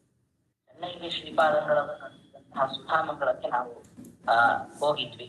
ಸುಮಾರು 2009ನೇ ಇಸ್ವಿಯಲ್ಲಿ ನಡೆದಂತಹದ್ದು, ನವೆಂಬರ್ ಮಾಸದಲ್ಲಿ ನಡೆದಂತಹ ಸುಧಾಮಂಗಳ. ಅಲ್ಲಿಗೆ ಹೋದಾಗ ಶ್ರೀಪಾದಂಗಳವರಿಗೆ ಮೊದಲೇ ಸೂಚನೆ ಮಾಡಿದ್ರು. ನಮ್ಮ ತಂದೆಯವರು ಹೇಳಿದ್ರು, ನನಗೆ ಭೋಜನದ ವ್ಯವಸ್ಥೆ ಅಂತ ಅನುಕೂಲ ಮಾಡಬೇಕು, ಬಹಳ ಜನ ಸೇರುವಲ್ಲಿ ಸ್ವಲ್ಪ ಸಮಸ್ಯೆ ಆಗ್ತದೆ ಅಂತ ಹೇಳಿ. ಶ್ರೀಪಾದಂಗಳವರು ಎರಡನೇ ಮಾತು ಕೂಡ ಆಡ್ಲಿ. ಶ್ರೀಪಾದಂಗಳವರ ಅಭಿಪ್ರಾಯ ಹೀಗೆ, ಪರಮತೀಯ ವಿದ್ವಾಂಸರು ಬರ್ತಾರೆ. ಶ್ರೀಪಾದಂಗಳವರ ಸುಧಾರಣೆಗಳಲ್ಲಿ ಅದು ಒಂದು ವೈಶಿಷ್ಟ್ಯ. ಚರ್ಚೆಗಾಗಿ ಅಂತ ಹೇಳಿ ಪರಮತೀಯ ವಿದ್ವಾಂಸರನ್ನು ಕೂಡ ಶ್ರೀಪಾದಂಗಳವರು ಕರೀತಾ ಇದ್ದಾರೆ. ಅವರಿಗೆ ಯಾವ ತರಹದ ವ್ಯವಸ್ಥೆ ಬೇಕೋ ಅನ್ನಿಸ್ಲಾಗ್ತದೆ. ನಮ್ಮವರಿಗೆ ನಾವು ಯಾಕೆ ಮಾಡಬಾರ್ದು ಅಂತ ಶ್ರೀಪಾದಂಗಳವರ ಭಾವನೆ. ಅವಶ್ಯವಾಗಿ ಮಾಡ್ತೇವೆ ಬನ್ನಿ ಅಂತ ಒಂದೇ ಮಾತಿಗೆ ಹೋಗ್ಬೇಕು. ಅವರಿಗೆ ಚೆನ್ನಾಗಿ ಭಗವಂತನ ನೈವೇದ್ಯಕ್ಕೆ, ಭಗವಂತನ ಪೂಜೆಗೆ ಗೌರವ ಸಾಕಷ್ಟು ಕೊಡ್ತಾರೆ ನಮ್ಮವರು. ಸೇರಿದಂತಹ ಸಂದರ್ಭದಲ್ಲಿ ಸ್ವಲ್ಪ ಅನೇಕ ವಿಧವಾದಂತಹ ಸಮಸ್ಯೆಗಳಿದ್ದಾರೆ ಅಂತ ತಿಳಿದುಕೊಂಡು ಶ್ರೀಪಾದಂಗಳವರು ತಮ್ಮ ಮಠದಲ್ಲಿ ಪ್ರತ್ಯೇಕವಾದಂತಹ ವ್ಯವಸ್ಥೆಯನ್ನು ಮಾಡಿದ್ದಾರೆ. ಸುಧಾಮಂಗಳಕ್ಕೆ ಅಂತ ಹೋದಾಗ ಸಂಜೆ 7:30 ಸುಮಾರಾಗಿತ್ತು. ಮರುದಿವಸ ಸುಧಾಮಂಗಳ ಇತ್ತು. ನಮ್ಮ ತಂದೆಯವರು ಕಾಣ್ತಾ ಇದ್ದಂತೆ ಶ್ರೀಪಾದಂಗಳವರು, ನಿಮಗೆ ವ್ಯವಸ್ಥೆ ಆಯ್ತಾ? ನಾನು ಹೇಳಿಟ್ಟಿದ್ದೇನೆ ಅಂತ ಕರೆದು, ಆಗ ತಮ್ಮ ಶಿಷ್ಯರನ್ನ ಕರೆದು ತಮ್ಮದೇ ಆದಂತಹ ವಾಹನವನ್ನ ಕೊಟ್ಟು ಮಠದ ತನಕ ಮಠಕ್ಕೆ ಹೋದ್ವಿ. ಹೋದ್ರೆ ನಮಗೇನು ಭಾವನೆ ಬಂತು, ಮಠಕ್ಕೆ ಬಂದ್ವಿ, ಮುಂದಿನ ವ್ಯವಸ್ಥೆ ಹೇಗೆ? ಅಡುಗೆ ಮಾಡಿಕೊಳ್ಳೋದಕ್ಕೆ ಹೊರಟಾಗ ಅಲ್ಲಿಯ ಕಾರ್ಯದರ್ಶಿಗಳಿಗೆ, ಅಲ್ಲಿ ಕೆಲಸದವರಿಗೆಲ್ಲ ಹೇಳಿ ಅಂದ್ರೆ ಅವ್ರಿಗೆ ಏನೇ ಕೇಳಿದ್ರು ಕೂಡ ಯಾವ ಪದಾರ್ಥಗಳು ಎಷ್ಟು ಬೇಕೋ ಅಷ್ಟನ್ನ ಅವ್ರಿಗೆ ವ್ಯವಸ್ಥೆ ಮಾಡಬೇಕು. ಯಾವ ರೀತಿಯಿಂದಲೂ ₹1 ಅವರಿಂದ ಖರ್ಚಾಗ್ಬಾರ್ದು. ಅವ್ರು ಏನು ಬೇಕಾದ್ರೂ ಕೇಳಿ ಆ ಪದಾರ್ಥ ಸ್ವಾಮಿಗಳವರು ಒಬ್ಬ ವ್ಯಕ್ತಿಯನ್ನೂ ಕೂಡ ಗಮನಿಸಿ ಆ ವ್ಯಕ್ತಿಗತವಾದ ವ್ಯವಸ್ಥೆಯನ್ನ ಮಾಡ್ತಾರೆ ಅಂತಂದ್ರೆ ಅವರು ಪ್ರತಿಯೊಬ್ಬರ ವ್ಯಕ್ತಿಗತವಾದ ಅನುಷ್ಠಾನಕ್ಕೆ ಎಷ್ಟು ಬೆಲೆಯನ್ನ ಕೊಡ್ತಾ ಇದ್ರು ಅಂತ ನಾವು ಆ ಸಂದರ್ಭದಲ್ಲಿ ಅನುಭವಿಸಿದರು. ಯಾವ ತರಹದ ಅನಾನುಕೂಲವೂ ಕೂಡ ಆಗ್ಬಾರ್ದು. ಭೋಜನ ಮುಗಿಸಿ ಸಂಜೆ ಸಭೆಗೆ ಹೋಗಿದ್ವಿ ನಾವು.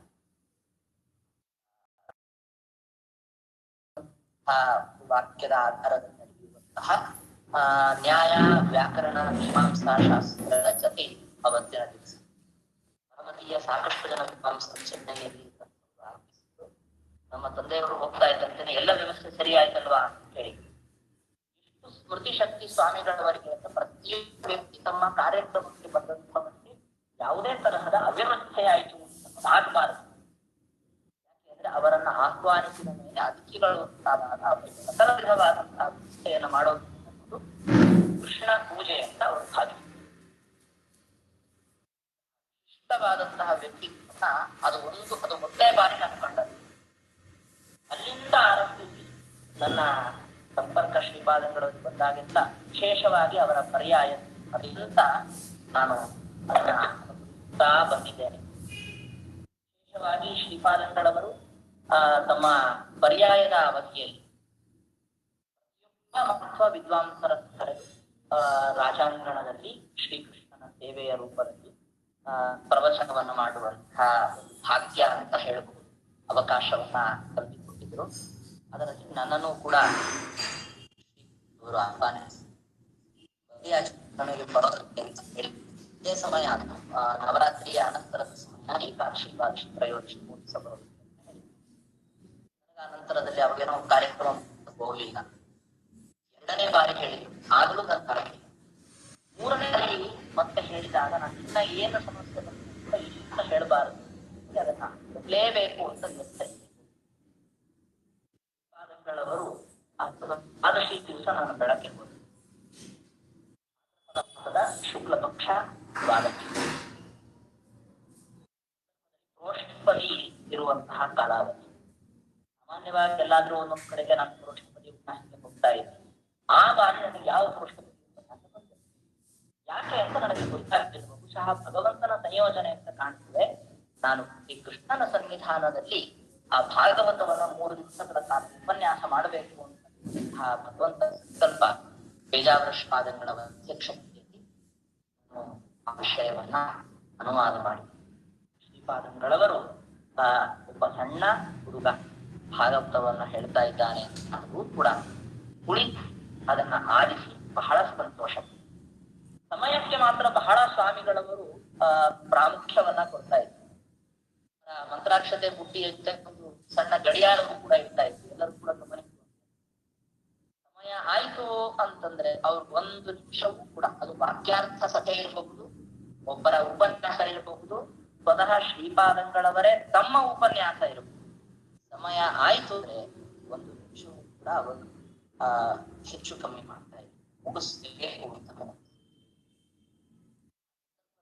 ದ್ವಾದಶಿ ಸಂಜೆ ನಾನು ಉಪನ್ಯಾಸಕ್ಕೆ ಅಂತ ಹೋದಾಗ ನಾನು ಕಂಡು ಕೂಡಲೇ ಭೋಜನದ ವ್ಯವಸ್ಥೆ ಎಲ್ಲ ಆಯ್ತು ಅಂತ ಕೇಳಿ. ಚೆನ್ನೈಯಲ್ಲಿ ನಾವು ಬೇರೆ ಕಡೆಗೆ ಭೋಜನವನ್ನ ಮಾಡಿದ್ದನ್ನ ಅವ್ರು ಬಿಟ್ಕೊಂಡಿದ್ವಿ. ಭೋಜನ ಎಲ್ಲ ಆಯ್ತು ಅಂತ ಹೇಳಿ ಇಲ್ಲೇ ಶ್ರೀಕೃಷ್ಣನ ಸನ್ನಿಧಾನದಲ್ಲಿ ಬೆಳಗ್ಗೆ ಬಂದಿದ್ದೆ ಅಂತ ಹೇಳಿದೆ. ಹೌದಾ, ತುಂಬಾ ಸಂತೋಷ, ಸಂಜೆಗೂ ಪ್ರಕಾರ ವ್ಯವಸ್ಥೆ ಮಾಡ್ತೀವಿ, ಬರ್ಬೇಕು ಅಂತ ಹೇಳಿ. ಶ್ರೀಪಾದಂಗಳವರ ಕಳಕಳಿ ಅಂತಂದ್ರೆ, ನಾನು ಸಂಜೆ ಹೊತ್ತು ರಾಜ ಸಿಂಹಾಸನದ ಕಡೆಗೆ ಹೋಗಿ ಸಿಂಹಾಸನದಲ್ಲಿ ಶ್ರೀಪಾದಂಗಳವರು ಮಂತ್ರಾಕ್ಷತೆ ಕೊಡ್ತಾ ಕೂತ್ಕೊಂಡು ಏನ್ ಬಂದದ್ದು ಅಂತ ಕೇಳಿದ್ವಿ. ಏನಿಲ್ಲ, ರಾತ್ರಿ ಹೊತ್ತು ಪಂಚಗಜ್ಜಾಯವನ್ನು ತಿನ್ನೋಣ ಅಂತ ವಿಚಾರ ಮಾಡಿ ಇಸ್ಕೊಳ್ಳೋಕೆ ಬಂದಿದ್ದೆ ಸ್ವಾಮಿ ಅಂತ ನಾನು ಹೇಳಿದೆ. ಯಾವ ತರಹದ ಸಂಕೋಚವಿಲ್ಲದೆ ಶ್ರೀಪಾದಂಗಳವರ ಜೊತೆಗೆ ವ್ಯವಹಾರವನ್ನು ಮಾಡಬಹುದಾಗಿತ್ತು. ಶ್ರೀಪಾದಂಗಳವರು ಹೌದಾ ಅಂತ ಹೇಳಿ ನನಗೆ ಬೇಕಾ ಎಂದು ಹೇಳಿ ಶ್ರೀಪಾದಂಗಳವರ ಔದಾರ್ಯವನ್ನು ಕೂಡಿ ಇನ್ನೊಂದು ಪ್ರಾರ್ಥನೆ ಮಾಡಿಕೊಂಡು ನಾನು ತಮ್ಮ ಪರ್ಯಾಯ ಇದು 1 ದಿವಸ ಇರಬೇಕು ಅಂತ ಅಪೇಕ್ಷೆ ಅವಶ್ಯವಾಗಿ ಇದ್ದೋಗ್ರಿ ನಾಳೆ ಅಂತ. ಆದ್ರೆ ನಾನು ಚಿಕ್ಕ ಸ್ವಾಮಿಗಳವರ ನೀರಾವರ ಗೋಶಾಲೆ ಗೋವುಗಳನ್ನ ಕರ್ಕೊಂಡು ಹೋಗ್ತಿದ್ದಾನೆ. ಶ್ರೀಪಾದಂಗಳವರಲ್ಲಿ ಗುರುಗಳಲ್ಲೇ ಆಗಬಹುದು, ಶಿಷ್ಯರಲ್ಲಿಯೇ ಆಗಬಹುದು, ಏಕಪ್ರಕಾರವಾದಂತಹ ಸ್ವಭಾವ. ಶ್ರೀಪಾದಂಗಳವರ ಈ ವ್ಯಕ್ತಿತ್ವದಲ್ಲಿ ಯಾವುದೇ ತರಹದ ಕಪಟ ಇರ್ತಿರ್ಲಿಲ್ಲ ಅನ್ನುವಂಥದ್ದನ್ನು ನಾವು ಗಮನಿಸಿದ್ದು. ಒಂದು ಯುಕ್ತಿಯನ್ನ ಹೇಳಿ, ಇನ್ನೊಬ್ಬ ವ್ಯಕ್ತಿಗೆ ಎದುರು ಕೆಟ್ಟ ಮಾತುಗಳನ್ನ ಆಡೋದು, ನಗನಗುತ್ತಾ ಒಳ್ಳೆ ಮಾತುಗಳನ್ನ ಆಡಿ ಒಳ್ಳೆಯವರು ಅಂತ ಅನಿಸ್ಕೊಳ್ಬೇಕು. ಹಿಂದಿನಿಂದ ಅವರು ನಮ್ಮ ಬಗ್ಗೆ ಏನ್ ಮಾತಾಡ್ಬೋದು, ಯಾವ ತರಹ ಭಾವನೆ ಇರಬಹುದು ಅನ್ನುವ ವಿಚಾರ ಬಂದಾಗ ಅಲ್ಲಿ ಏನಾದ್ರೂ ಕಪಟ ದೋಷಗಳು ಇತ್ತು ಅಂತ ಇಟ್ಕೊಂಡು ಅವಾಗ ಅದು ಪ್ರತಿಬಿಂಬಿತವಾಗುವುದು. ಅವರ ಸ್ವಭಾವ ಅದೇ ವಿಧವಾದಂತೆ ಶಿಷ್ಯರಲ್ಲಿ ಪ್ರತಿಬಿಂಬಿತವಾಗುತ್ತೆ. ಪರಮ ಪೂಜ್ಯ ಸ್ವಾಮಿಗಳವರ ಸಾಕಷ್ಟು ಜನ ಶಿಷ್ಯರು, ಅವರು ಚಿಕ್ಕ ಸ್ವಾಮಿಗಳೇ ಆಗಬಹುದು ಅಥವಾ ಸಾಕಷ್ಟು ಜನ ವಿದ್ವಾಂಸರು, ಪೂರ್ಣ ವಿದ್ಯಾಪೀಠದಲ್ಲಿ ಸಾಕಷ್ಟು ಜನ ಹಿರಿಯ ವಿದ್ವಾಂಸರಿದ್ದಾರೆ. ಅನೇಕ ಜನ ಹಿರಿಯ ವಿದ್ವಾಂಸರ ಸಂಪರ್ಕದಲ್ಲಿ ನಾನು ಬಂದಂಥವು. ಅಲ್ಲೆಲ್ಲ ಕಡೆ ಗಮನಿಸಿದಂತಹದ್ದೇನು ಅಂದ್ರೆ, ಗುರುಗಳಲ್ಲಿ ಇರುವಂತಹ ಸ್ವಭಾವವೇ ಶಿಷ್ಯರಲ್ಲಿ ಪ್ರತಿಬಿಂಬಿತವಾದದನ್ನು ನೋಡಿದಾಗ ಇದು ಇನ್ನೊಬ್ಬರ ಜೊತೆಗೆ ಶ್ರೀಪಾದಗಳ ವ್ಯವಹಾರ ಮಾಡುವಂತಹದ್ದು ಯಾವುದೇ ತರಹದ ಕಪಟಪೂರ್ವಕವಾದ ವ್ಯವಹಾರ ಅಲ್ಲ, ನಿಷ್ಕಪಟವಾದಂತಹ ಐಕಮತ್ಯದ ವ್ಯವಹಾರ. ಮನಸ್ಸಿನಲ್ಲಿ ಹೇಗಿದೆ, ಮಾತಿನಲ್ಲಿ ಅಂತ, ಮಾತಿನ ಹಿನ್ನೆಲೆಯಲ್ಲಿ ಅನಂತರದಲ್ಲೂ ಕೂಡ ಮನಸ್ಸಿನಲ್ಲಿ ಏಕಪ್ರಕಾರವಾದಂತಹ ವ್ಯವಹಾರ. ಶ್ರೀಪಾದಂಗಳವರ ಹೇಗಿತ್ತು ಅಂದ್ರೆ, ತಮ್ಮ ಅನುಷ್ಠಾನಕ್ಕೆ ನಮ್ಮೆಲ್ಲ ಆತ್ಮ ಸಮಾಜದ ವಿದ್ವಾಂಸರ ಸಹಮತಿ ಇರಬೇಕು ಅಂತನ್ನುವಂತಹ ಒಂದು ವಿಶಿಷ್ಟವಾದ ಉದ್ದೇಶ ಅವರಿಗೆ. 1-2 ಉದಾಹರಣೆಗಳನ್ನು ನಾನು ಕೊಡ್ತೇನೆ. ಬೆಂಗಳೂರಿನಲ್ಲಿ ಸುಧಾಮಗಳಾಗಿತ್ತು. ಆ ಸಂದರ್ಭದಲ್ಲಿ ಶ್ರೀಪಾದಂಗಳವರು 1-2 ಬಾರಿ ಚರ್ಚೆಗೆ ಅಂತ ಕರೆದಿದ್ರು. ನನ್ನ ತಂದೆಯವರನ್ನು ಕರೆದಿದ್ರು, ನನ್ನನ್ನು ಕೂಡ ಕರೆದಿದ್ರು, ನಾವಿಬ್ಬರು ಕೂಡ ಹೋಗಿದ್ವಿ. ಸಂದರ್ಭದಲ್ಲಿ ಶ್ರೀಪಾದಂಗಳವರ ಅನೇಕ ಆಚರಣೆಗಳ ಬಗ್ಗೆ ನಿಮ್ಮ ಅಭಿಪ್ರಾಯ ಹೇಳಬೇಕು. ಶ್ರೀಪಾದಂಗಳವರೇ ಆದೇಶ ಮಾಡಿದ್ರು, ನಾನು ಈ ತರಹ ಮಾಡಬೇಕು ಅಂತ ಯೋಚಿಸಿದ್ದೇನೆ, ನಿಮ್ಮ ಅಭಿಪ್ರಾಯ ಹೇಳಿ. ಅತ್ಯಂತ ಮುಕ್ತವಾದಂತಹ ಅವಕಾಶ. ಸ್ವತಃ ಸಕಲ ಧರ್ಮಶಾಸ್ತ್ರಗಳನ್ನು, ಶಾಸ್ತ್ರದ ಮರ್ಮಗಳನ್ನು ಬದಲಿಸುವರು, ಅವರಿಗೆ ಬೇರೆಯವರನ್ನ ಕೇಳುವಂತಹ ಅಗತ್ಯ ಇಲ್ಲ. ಅದು ಕೂಡ ಶ್ರೀಪಾದಂಗಳವರ ಒಂದು ವಿಶಿಷ್ಟವಾದಂತಹ ಸ್ವಭಾವ. ಏನು ಇನ್ನೊಬ್ಬ ವಿದ್ವಾಂಸರು ಹೇಳುವಂಥದ್ದು ಮಾಡುವಂತಹದ್ದನ್ನ ತಪ್ಪು ಅಂತ ಹೇಳ್ತಾರೆ ಅಂದ್ರೆ ಅದನ್ನ ಮೊದಲು ಕೇಳಬೇಕು ಅಂತ ಕನ್ನಡ ವರ್ಣನೆಯಲ್ಲಿ ಕೇಳಿ ಯುಧಿಷ್ಠಿರ ಹಾಗೂ ಭೀಮಸೇನ ಇವರಿಬ್ಬರ ಸಂವಾದದ ಬಗ್ಗೆ ಹೇಳುವಾಗ ಭೀಮಸೇನ ಕೆಲವು ಯುಧಿಷ್ಠಿರನನ್ನ ಬೈತಾ ಇದ್ದ. ಬೈಯುವಂತಹ ಸಂದರ್ಭದಲ್ಲಿ ಯಾಕೆ ಈ ತರಹ ಬೈತೀಯ ನೀನು ಅಂತ ಹೇಳಿದಾಗ ಯುಧಿಷ್ಠಿರ ಹೇಳಿದ್ರು, ನನ್ನವರು ನಮ್ಮ ಪರಿಚಯದವರು ನನಗೆ ಬೇಕಾದವರು ಅಂತಾಗಿ ನಾನು ಮಾಡಿದ್ದನ್ನ ತಪ್ಪು ಅಂತ ಹೇಳ್ತಾರೆ. ಅದನ್ನ ನಾನು ಇವರಿಂದಲೇ ಕೇಳಬೇಕು, ಬೇರೆಯವರಿಂದ ಕೇಳಲಿಕ್ಕಾಗತ್ತ. ಒಂದು ವ್ಯಕ್ತಿತ್ವ ಮಹಾಭಾರತದಲ್ಲಿ ಅನೇಕ ಕಡೆಗೆ ನಿರೂಪಿತವಾಗಿದೆ. ಸಣ್ಣವರು ದೊಡ್ಡವರು ಅನ್ನುವಂತಹ ವಿಚಾರವನ್ನು ನಾವು ತೆಗೆದುಕೊಳ್ಳೋದು ಪಾದಂಗಳವರಲ್ಲಿ ಕಂಡು ಬರುವಂತಹ ಒಂದು ವಿಶಿಷ್ಟ ವ್ಯಕ್ತಿತ್ವ ಅಂದ್ರೆ ನಮ್ಮವರಿಂದಲೇ ನಾವು ತಪ್ಪ ಅಂತ ಕೇಳಬೇಕು. ಕೆಲವು ಸಂದರ್ಭಗಳಲ್ಲಿ ಈ ಮಧ್ಯಂತರವರ್ತಿ ಜನರ ವ್ಯವಹಾರದಿಂದ ಸಾಕಷ್ಟು ಬಗೆಯಾಗಿ ಒಬ್ಬ ವ್ಯಕ್ತಿಯ ಪರಿಕಲ್ಪನೆ ಅಂತ ಅಪಾರ್ಥವಾಗಿದೆ.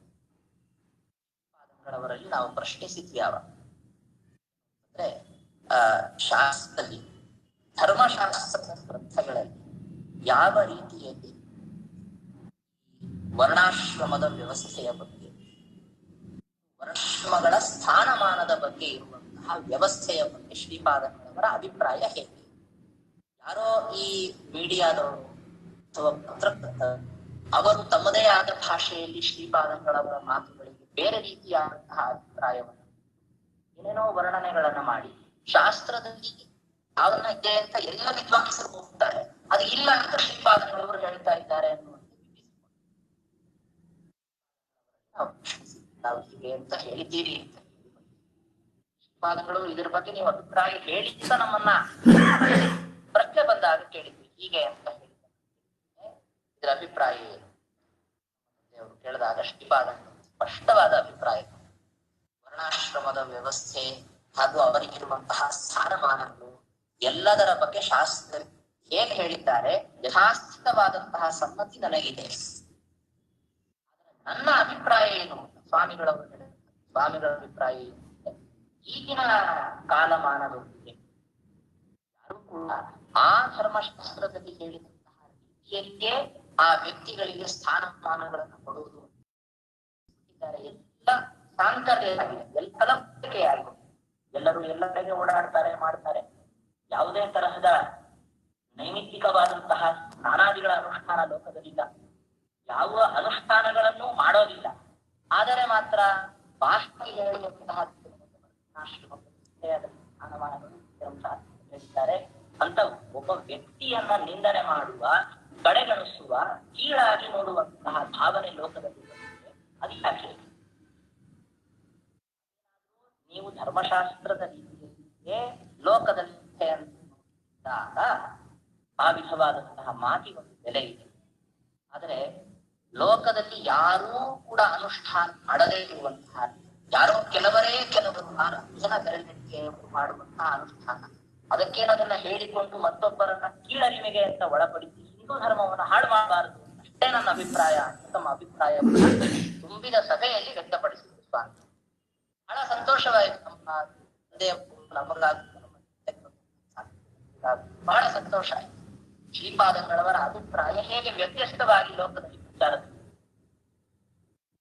ಅನೇಕ ಸಂದರ್ಭಗಳ ಶ್ರೀಪಾದಂಗಳು ಕರೆದು ಕೇಳ್ತಿದ್ದ ಅಭಿಪ್ರಾಯ, ನಿಮ್ಮ ಅಭಿಪ್ರಾಯ ಹೇಳಿ. ಅದರ ಮುಂದಿನ ವರ್ಷ ಮತ್ತೆ ಸುಧಾಮಂಗಳಾಯಿತು. ಶ್ರೀಪಾದಂಗಳವರು ಮತ್ತೆ ನಮ್ಮ ತಂದೆಯನ್ನು ಕರೆದು ಹೀಗೆ ತಿಳಿಸಿಕೊಂಡು ಎಷ್ಟು ಸಹೃದ ನಾವು ಗೃಹಸ್ಥರು ಅಂತಾದಂತವರಿಗೆ ಸೀಮಿತವಾದಂತಹ ಒಂದು ಅದರ ಜವಾಬ್ದಾರಿ. ಆದರೆ ಒಬ್ಬ ಪೀಠಾಧಿಪತಿ ಸನ್ಯಾಸಿ ಅಂತಾದಂತವರಿಗೆ ಸಮಾಜದ ಜವಾಬ್ದಾರಿ. ಆ ಸಮಾಜದ ಜವಾಬ್ದಾರಿ ಹೊತ್ತಂತಹ ವ್ಯಕ್ತಿ ಒಬ್ಬ ಗೃಹಸ್ಥರಾದಂತಹ ಸೀಮಿತ ಜವಾಬ್ದಾರಿ ಇರುವ ವ್ಯಕ್ತಿಗಳನ್ನ ಕೇಳುವ ಅಗತ್ಯ. ಆದ್ರೆ ಶ್ರೀಪಾದಗಳು ಕರೆದು ಕೇಳಿದ್ರು, ಒಂದು ವಿಷಯ ನಿಮ್ಮ ಅಭಿಪ್ರಾಯ ಕೇಳಬೇಕಾಗಿತ್ತು. ಏನು? ನಾನು ಅನೇಕ ಜನರಿಗೆ ವೈಷ್ಣವ ದೀಕ್ಷೆ ಕೊಡಬೇಕು ಅಂತ ಬಿಟ್ಟಿದ್ದೇನೆ. ಆ ರೀತಿಯಾಗಿ ನಾನು ಹೇಳಿಕೆಯನ್ನು ಕೂಡ ಕೊಟ್ಟಿದ್ದೇನೆ ಸಾಮಾಜಿಕವಾಗಿ, ಪತ್ರಕರ್ತರ ಅದರಲ್ಲಿ ನಾನು ಅಂತ್ಯಜಾತಿಯೇ ಭಕ್ತಾಹ ನಾಮಜ್ಞಾನಾಧಿಕಾರಿಣ ಅಂತ ಆಚಾರ್ಯರು ಹೇಳ್ತಾರೆ. ನಾಮಂತ್ರೋಪದೇಶವನ್ನು ಮಾತ್ರ, ತಂತ್ರಸಾರೋಕ್ತ ಮಂತ್ರ ನಾಮ ಮಂತ್ರಗಳ ಉಪದೇಶವನ್ನು ಮಾಡಬೇಕು ಅಂತ ನನ್ನ ಅಭಿಪ್ರಾಯ ಇದೆ. ಇದರಲ್ಲಿ ನಿಮ್ಮದೇನು ಅಭ್ಯಂತರ ಇಲ್ಲ ಅಂತ, ಇದರಲ್ಲಿ ಮುಂದುವರಿಲ್ಲಲ್ವಾ ಅಂತ ಹೇಳಿ ಎಷ್ಟು ಮುಕ್ತವಾಗಿ, ಎಷ್ಟು ಸಹೃದಯವಾಗಿ, ಯಾವುದೇ ತರಹದ ಬೇರೆ ತರಹದ ಅಭಿಪ್ರಾಯ ಇಲ್ಲದೆ ಸಮ್ಮತಿಯನ್ನ ಅಂತ ಹೇಳಿದ್ರು. ಸರಿಯಾಗೇ ಇದೆ, ಪ್ರಾಮಾಣಿಕವಾಗಿ ನಾನೇನಿಲ್ಲ ಅಂತ ಸರ್ವಥಾ ಹೇಳೋದಿಲ್ಲ, ಅಷ್ಟಾದ ಸಂತೋಷ. ನಿಮ್ಮನ್ನು ಕಂಡು ನನಗೆ ಬಹಳ ಸಂತೋಷವಾಗ್ತದೆ. ಧಾರ್ಮಿಕವಾದಂತಹ ನಿಷ್ಠೆ ಇಂತಹ ವ್ಯಕ್ತಿಗಳು ಸಮಾಜದಲ್ಲಿ ಇರಬೇಕು ಅಂತ ಪ್ರಶಂಸೆ ಮಾಡಿ ಮಾತನಾಡಿ ಇಷ್ಟೆಲ್ಲ ಅನೇಕ ಸಂದರ್ಭಗಳು, ಇದು ಒಂದು ಎರಡು ಸಂದರ್ಭಗಳನ್ನು ಮಾತ್ರ ಉಲ್ಲೇಖ ಮಾಡ್ತೇನೆ. ಅನೇಕ ಸಂದರ್ಭಗಳಲ್ಲಿ ಶ್ರೀಪಾದಂಗಳವರು ನಮ್ಮ ತಂದೆಯವರ ಹತ್ರ ಅನೇಕ ವಿಧವಾದಂತಹ ಶಾಸ್ತ್ರೀಯ ವಿಷಯಗಳ ಚರ್ಚೆ ಮಾಡ್ತಾರೆ. ನಮ್ಮ ಗುರುಗಳಿಗೂ ಮತ್ತು ಪೇಜಾವರ ಸ್ವಾಮಿಗಳವರಿಗೂ 10-12 ವರ್ಷದ ಸಂಬಂಧ ಅಲ್ಲ, ಸುಮಾರು 1984ನೇ ಇಸ್ವಿಯಿಂದ ಕಾಣಿಸ್ತದೆ. 84-85 ಸುಮಾರು ಶ್ರೀಪಾದಂಗಳವರ ಪರ್ಯಾಯ ಇತ್ತು ಅಂತ ನಾನು ಭಾವಿಸ್ತೇನೆ. ಆ ಪರ್ಯಾಯದಿಂದ ಆರಂಭಿಸಿ 2019ನೇ ಇಸ್ವಿಯ ಪರ್ಯಂತ ನಮ್ಮ ಗುರುಗಳಿಗೂ ಶ್ರೀಪಾದಂಗಳವರಿಗೂ ಅತ್ಯಂತ ಅನ್ಯೋನ್ಯವಾದಂತಹ ಸಂಬಂಧ ಇದೆ. ಕಾಶಿಯಿಂದ ಅಧ್ಯಯನ ಮಾಡಿ ಗುರುಗಳಿಗೆ ಶ್ರೀಪಾದಂಗಳವರು ಪ್ರಮುಖವಾಗಿ ತರ್ಕಶಾಸ್ತ್ರದ ಕೋಟಿ ಕ್ರಮಗಳನ್ನ ವ್ಯವಸ್ಥೆ ಮಾಡೋದಕ್ಕಾಗಿ, ಮಾತನಾಡೋದಕ್ಕಾಗಿ ಸಾಮಾನ್ಯಗಳ ಅಧ್ಯಕ್ಷತೆಗೆ ಅವಕಾಶವನ್ನು ಕಲ್ಪಿಸಿಕೊಟ್ಟು ಆಗಿನಿಂದ ಮತ್ತೆ ಅವರು ವೃಂದಾವನಸ್ಥರಾಗುವ ಪರ್ಯಂತ ಏಕಪ್ರಕಾರವಾದಂತಹ ಒಂದು ನಮ್ಮ ಗುರುಗಳ ಜೊತೆಗೆ ಶ್ರೀಪಾದಂಗಳವರಿಗೆ ಇತ್ತು. ಅದೇ ವಿಧವಾದಂತಹ ಸಂಬಂಧವನ್ನ, ಅದೇ ಪ್ರೋತ್ಸಾಹವನ್ನು ನಮಗೆ ಕೂಡ ಶ್ರೀಪಾದಂಗಳವರು ಕೊಡ್ತಾ ಇರುವಂತಹ. ಕೊನೆಯದಾಗಿ ಶ್ರೀಪಾದಂಗಳವರು ಸಭೆಯಲ್ಲಿ ಭಾಗವಹಿಸಿದ್ದನ್ನು ನಾನು ನೋಡಿದ್ದು ಅಂತಂದ್ರೆ, ಮಂತ್ರಾಲಯದಲ್ಲಿ ಎಷ್ಟು ವಯಸ್ಸಾಗಿತ್ತು ಶ್ರೀಪಾದಂಗಳವರಿಗೆ. ಅವರು ಒಂದು ಕೋಲ್ ಹಿಡಿದು ಬರ್ತಾ ಇದ್ರು. ಕೋಲ್ ಹಿಡಿದುಕೊಂಡು ಬರ್ತಾ ಇರೋದ್ರಲ್ಲಿ ನಾನು ಅರ್ಥಕೊಂಡಂತಹ ಶ್ರೀಪಾದಂಗಳವರು ಕೋಲ್ ಹಿಡ್ಕೊಂಡಿದ್ರು. ಕೋಲ್ ಹಿಡ್ಕೊಳ್ಳೋರು ಯಾಕೆ? ವಯಸ್ಸಾದವರು. ಆ ಕೋಲನ್ನ ಊರಿ ನಡೆಯೋದಕ್ಕಾಗಿ. ಅದು ಕೋಲು ಸುಮ್ಮನೆ ನೆಲಕ್ಕೆ ತಾಕ್ತಾ ಇತ್ತು. ಶ್ರೀಪಾದಂಗಳು ಕೋಲಿನಕ್ಕಿಂತ ತೀವ್ರವಾದ ಗತಿಯಲ್ಲಿ ಓಡಿ ಕಟ್ಟೆಯನ್ನ ನಾನು ಆವಾಗ ನಮ್ಮ ಜೊತೆಗಿದ್ದಂತಹ ವಿದ್ವಾಂಸರಿಗೆ ಹೇಳ್ತಾ ಇದ್ದೇನು ಅಂದ್ರೆ, ಅವರುಗಳು ಕೋಲು ಯಾಕೆ ಇಟ್ಕೊಂಡಿದ್ದಾರೆ, ಸುಮ್ಮನೆ ಕೋಲು ಕೈಯಲ್ಲಿ ಅವರು ಹಾಗೆ ಓಡ್ಕೊಂಡು ಬರ್ತಾ ಇದ್ದಾರಲ್ಲ. ಇಷ್ಟು ಅದ್ಭುತವಾದಂತಹ ಒಂದು ಬೇಗ ಅವರ ಗಮನದಲ್ಲಿ ಅವತ್ತು ನೋಡಿ ಬಹಳ ಆಶ್ಚರ್ಯವಾಗಿ.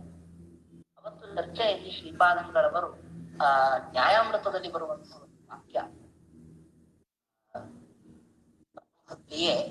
ಅನುಕ್ತ ಕಥನಾತ್ವಾಪಿ ಸಫಲೋಯಂ ಶ್ರಮ. ಅನುಕ್ತ ಕಥನ ಅಂತನ್ನೋದ್ರ ಬಗ್ಗೆ ಸಾಕಷ್ಟು ಚರ್ಚೆ ನಡೀತಿದೆ ವಿದ್ವಾಂಸರಲ್ಲಿ. ಇವತ್ತಿನ ಚರ್ಚೆ ಇದೆ. ಚರ್ಚೆಯನ್ನ ಪ್ರಸ್ತಾವನೆ ಮಾಡೋದಕ್ಕೆ ಅಂತ ನಾನು ಬರ್ತಿಲ್ಲ. ಅನುಕ್ತ ಕಥನ ಅಂತ ಅನ್ನೋದರ ಬಗ್ಗೆ ಶ್ರೀಪಾದಂಗಳು ದೃಢವಾದಂತಹ ಒಂದು ಮಾತನ್ನ ಹೇಳಿ. ಅಂದ್ರೆ ಶ್ರೀಮದ್ ಆಚಾರ್ಯರು, ಏಕಾಕೃತ್ಪಾದರು, ವ್ಯಾಸರಾಜರು, ಈ ಮೂರು ಜನರಲ್ಲಿ ವ್ಯಾಸರಾಜರು ಅಶ್ವತ್ಥಾಂತದ ಬಹಳ ಅದ್ಭುತವಾದಂತಹ ಪ್ರಮೇಯಗಳನ್ನು ವ್ಯವಸ್ಥೆ ಮಾಡಿಕೊಂಡಿದ್ದಾರೆ. ಅದರಲ್ಲಿ ಅವರು ಶ್ರೀಮದ್ ಆಚಾರ್ಯರ ಮತ್ತು ಟೀಕಾಪಾದರ ಮಾತುಗಳಲ್ಲಿ ಬಂದು ಅತ್ಯಂತ ಪ್ರಮುಖವಾದಂತಹ ಸಾರಾಂಶಗಳನ್ನೆಲ್ಲ ಸಂಗ್ರಹಿಸುವುದರ ಜೊತೆ ಸೂಚಿತವಾದಂತಹ ವಿಷಯಗಳನ್ನೆಲ್ಲ ತೋರಿಸಿಕೊಟ್ಟಿದ್ದಾರೆ. ಯಾವುದೋ ರೀತಿಯಲ್ಲಿ ಒಂದು ಅವುಗಳ ಸೂಚನೆ ಅವರ ಅಭಿಪ್ರಾಯ ಇದಾಗಿದೆ. ಇವತ್ತಿಗೂ ಕೂಡ ಅದನ್ನೆಲ್ಲ ಅವರು ಮಾತನಾಡಿದಂತಹದ್ದರ ರೆಕಾರ್ಡ್ ಕೂಡ ಸಿಗ್ತದೆ. ಶ್ರೀಪಾದಂಗಳವರು ಅದನ್ನ ಮಂಡನೆ ಮಾಡಿದ್ರು. ಅನೇಕ ಜನ ವಿದ್ವಾಂಸರು ಹೇಳ್ತಾ ಇದ್ರು, ವ್ಯಾಸರಾಜರು ಹೇಳಿದಂತಹ ವಿಷಯಗಳು ಯಾವ್ಯಾವುದೋ ರೀತಿಯಲ್ಲಿ ಶ್ರೀಮನ್ಯಾಸದಲ್ಲಿ ಬಂದಂತಹದ್ದನ್ನು ನಾನು ಪಾಠ ಹೇಳುವಾಗ ಅನುಭವಿಸಿದ್ದೇನೆ. ಇದನ್ನ ನಾವುಗಳು ಹೇಗೆ ತಿಳಿದುಕೊಂಡಿದ್ದೇವೆ? ವ್ಯಾಸರಾಜರು ಹೇಳಿದಾಗ ಇದನ್ನ ಯಾವ ಭಾಗದಿಂದ ವ್ಯಾಸರಾಜರು ತೆಗೆದಿದ್ದಾರೆ ತಿಳಿದುಕೊಳ್ಳೋದು ಅಂತ ಅನ್ನೋದು ಬಹಳ ಗಂಭೀರವಾದಂತಹ, ಸುಮಾರು 40-50 ವರ್ಷ ನಾವು ಪರಿಶ್ರಮ ಪಟ್ಟರೆ ತಿಳಿಯಬಹುದಾದ. ಶ್ರೀಪಾದಂಗಳು ತಮ್ಮ ಈ ಸನ್ಯಾಸ ಜೀವನದಲ್ಲಿ ಸುಮಾರು 11-12ನೇ ವಯಸ್ಸಿನಿಂದ 88-89ನೇ ವಯಸ್ಸಿನ ಪರ್ಯಂತ ಪರಿಶ್ರಮ ಪಟ್ಟಿದ್ದರ ಫಲಿತಾಂಶವಾಗಿ ಹೇಳಿದಂತಹದ್ದು ಏಕಾಗ್ರಪಾದರ ಮಾತುಗಳ ಸರ್ವಸ್ವವಿದೆ. ಇನ್ನೊಂದು ಸಂದರ್ಭದಲ್ಲಿ ಇನ್ನೊಂದನ್ನ ಹೇಳ್ತೇನೆ ನಾನು, ಅದೊಂದನ್ನ ಹೇಳಿ ನನ್ನ ಮಾತುಗಳನ್ನ ಮುಗಿಸ್ತೇನೆ. ಪಾಜಕದಲ್ಲಿ ನಡೆದಂತಹ ಒಂದು ಸಂಗತಿ. ಪಾಜಕದಲ್ಲಿ ಕಾಣಿಯೂರು ಶ್ರೀಪಾದರು ಒಂದು ಸುಧಾಮಂಗಳವನ್ನ, ಆ ಸುಧಾಮಂಗಳದ ಸಂದರ್ಭದಲ್ಲಿ ಪ್ರಸಿದ್ಧನಾದ ಕೂಡ ಅದು ತತ್ವಪ್ರಕಾಶಿಕಾಮಗಳನ್ನು ಸೇರಿಕೊಂಡು ಆ ಸಂದರ್ಭದಲ್ಲಿ ನಾನು ಹೋಗಿದ್ದೆ. ಅಲ್ಲಿ ಗಾಯತ್ರೀಕರಣದ ಒಂದು ಸ್ವರೂಪದ ಬಗ್ಗೆ ಚರ್ಚೆ ಅಥವಾ ಅನುವಾದವನ್ನು ಮಾಡಲಾಗಿತ್ತು. ಅಲ್ಲಿ ವಿಷಯ ಬಂದಾಗ ಏನು ಅಂದ್ರೆ ತ್ರಿವಿಕ್ರಮ ಪಂಡಿತಾಚಾರ್ಯರು ಉದ್ಯುಕ್ತವಾದಂತಹ ರೀತಿಯಲ್ಲಿ ಅಧಿಕರಣದ ವ್ಯವಸ್ಥೆ, ಟೀಕಾಕೃತ್ಪಾದರು ಮತ್ತೊಂದು ವಿಧವಾದ ಅಧಿಕರಣದ ವ್ಯವಸ್ಥೆ. ಚರ್ಚೆಯಲ್ಲಿ ಏನಾಯ್ತು, ತ್ರಿವಿಕ್ರಮ ಪಂಡಿತಾಚಾರ್ಯರು ಹೇಳಿದಂತಹ ಅಧಿಕರಣ ರಚನೆಯನ್ನು ಇಟ್ಕೊಳ್ಬೇಕು ಅಥವಾ ಜಯತೀರ್ಥರು ಹೇಳಿದಂಥದ್ದನ್ನು ಇಟ್ಕೋಬೇಕು, ಯಾವ್ದ್ರಲ್ಲಿ ಹೆಚ್ಚು ಸ್ವಾಭಾವಿಕ ಯಾವ್ದು ಇಟ್ಕೋಬೇಕು?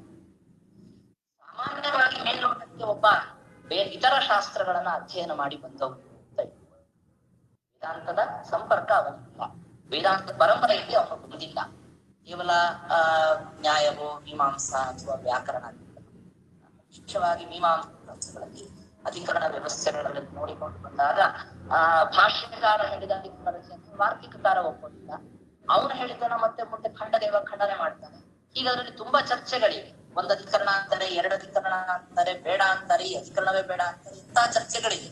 ಇದನ್ನೆಲ್ಲ ಓದಿಕೊಂಡು ಬಂದಂತವರಿಗೆ ಬ್ರಹ್ಮಸೂತ್ರ ಭಾಷ್ಯ ಓದಲಿಕ್ಕೆ ಅಂತ ಹೊರಟಾಗ ಭಾಷ್ಯ ಭಾಷ್ಯದ ಆಧಾರದಲ್ಲಿ ಒಬ್ಬ ಟೀಕಾಕಾರರು ಹಾಗೆ ಹೇಳ್ತಾರೆ, ಇನ್ನೊಬ್ಬ ಟೀಕಾಕಾರರು ಹೀಗೆ ಹೇಳ್ತಾರೆ.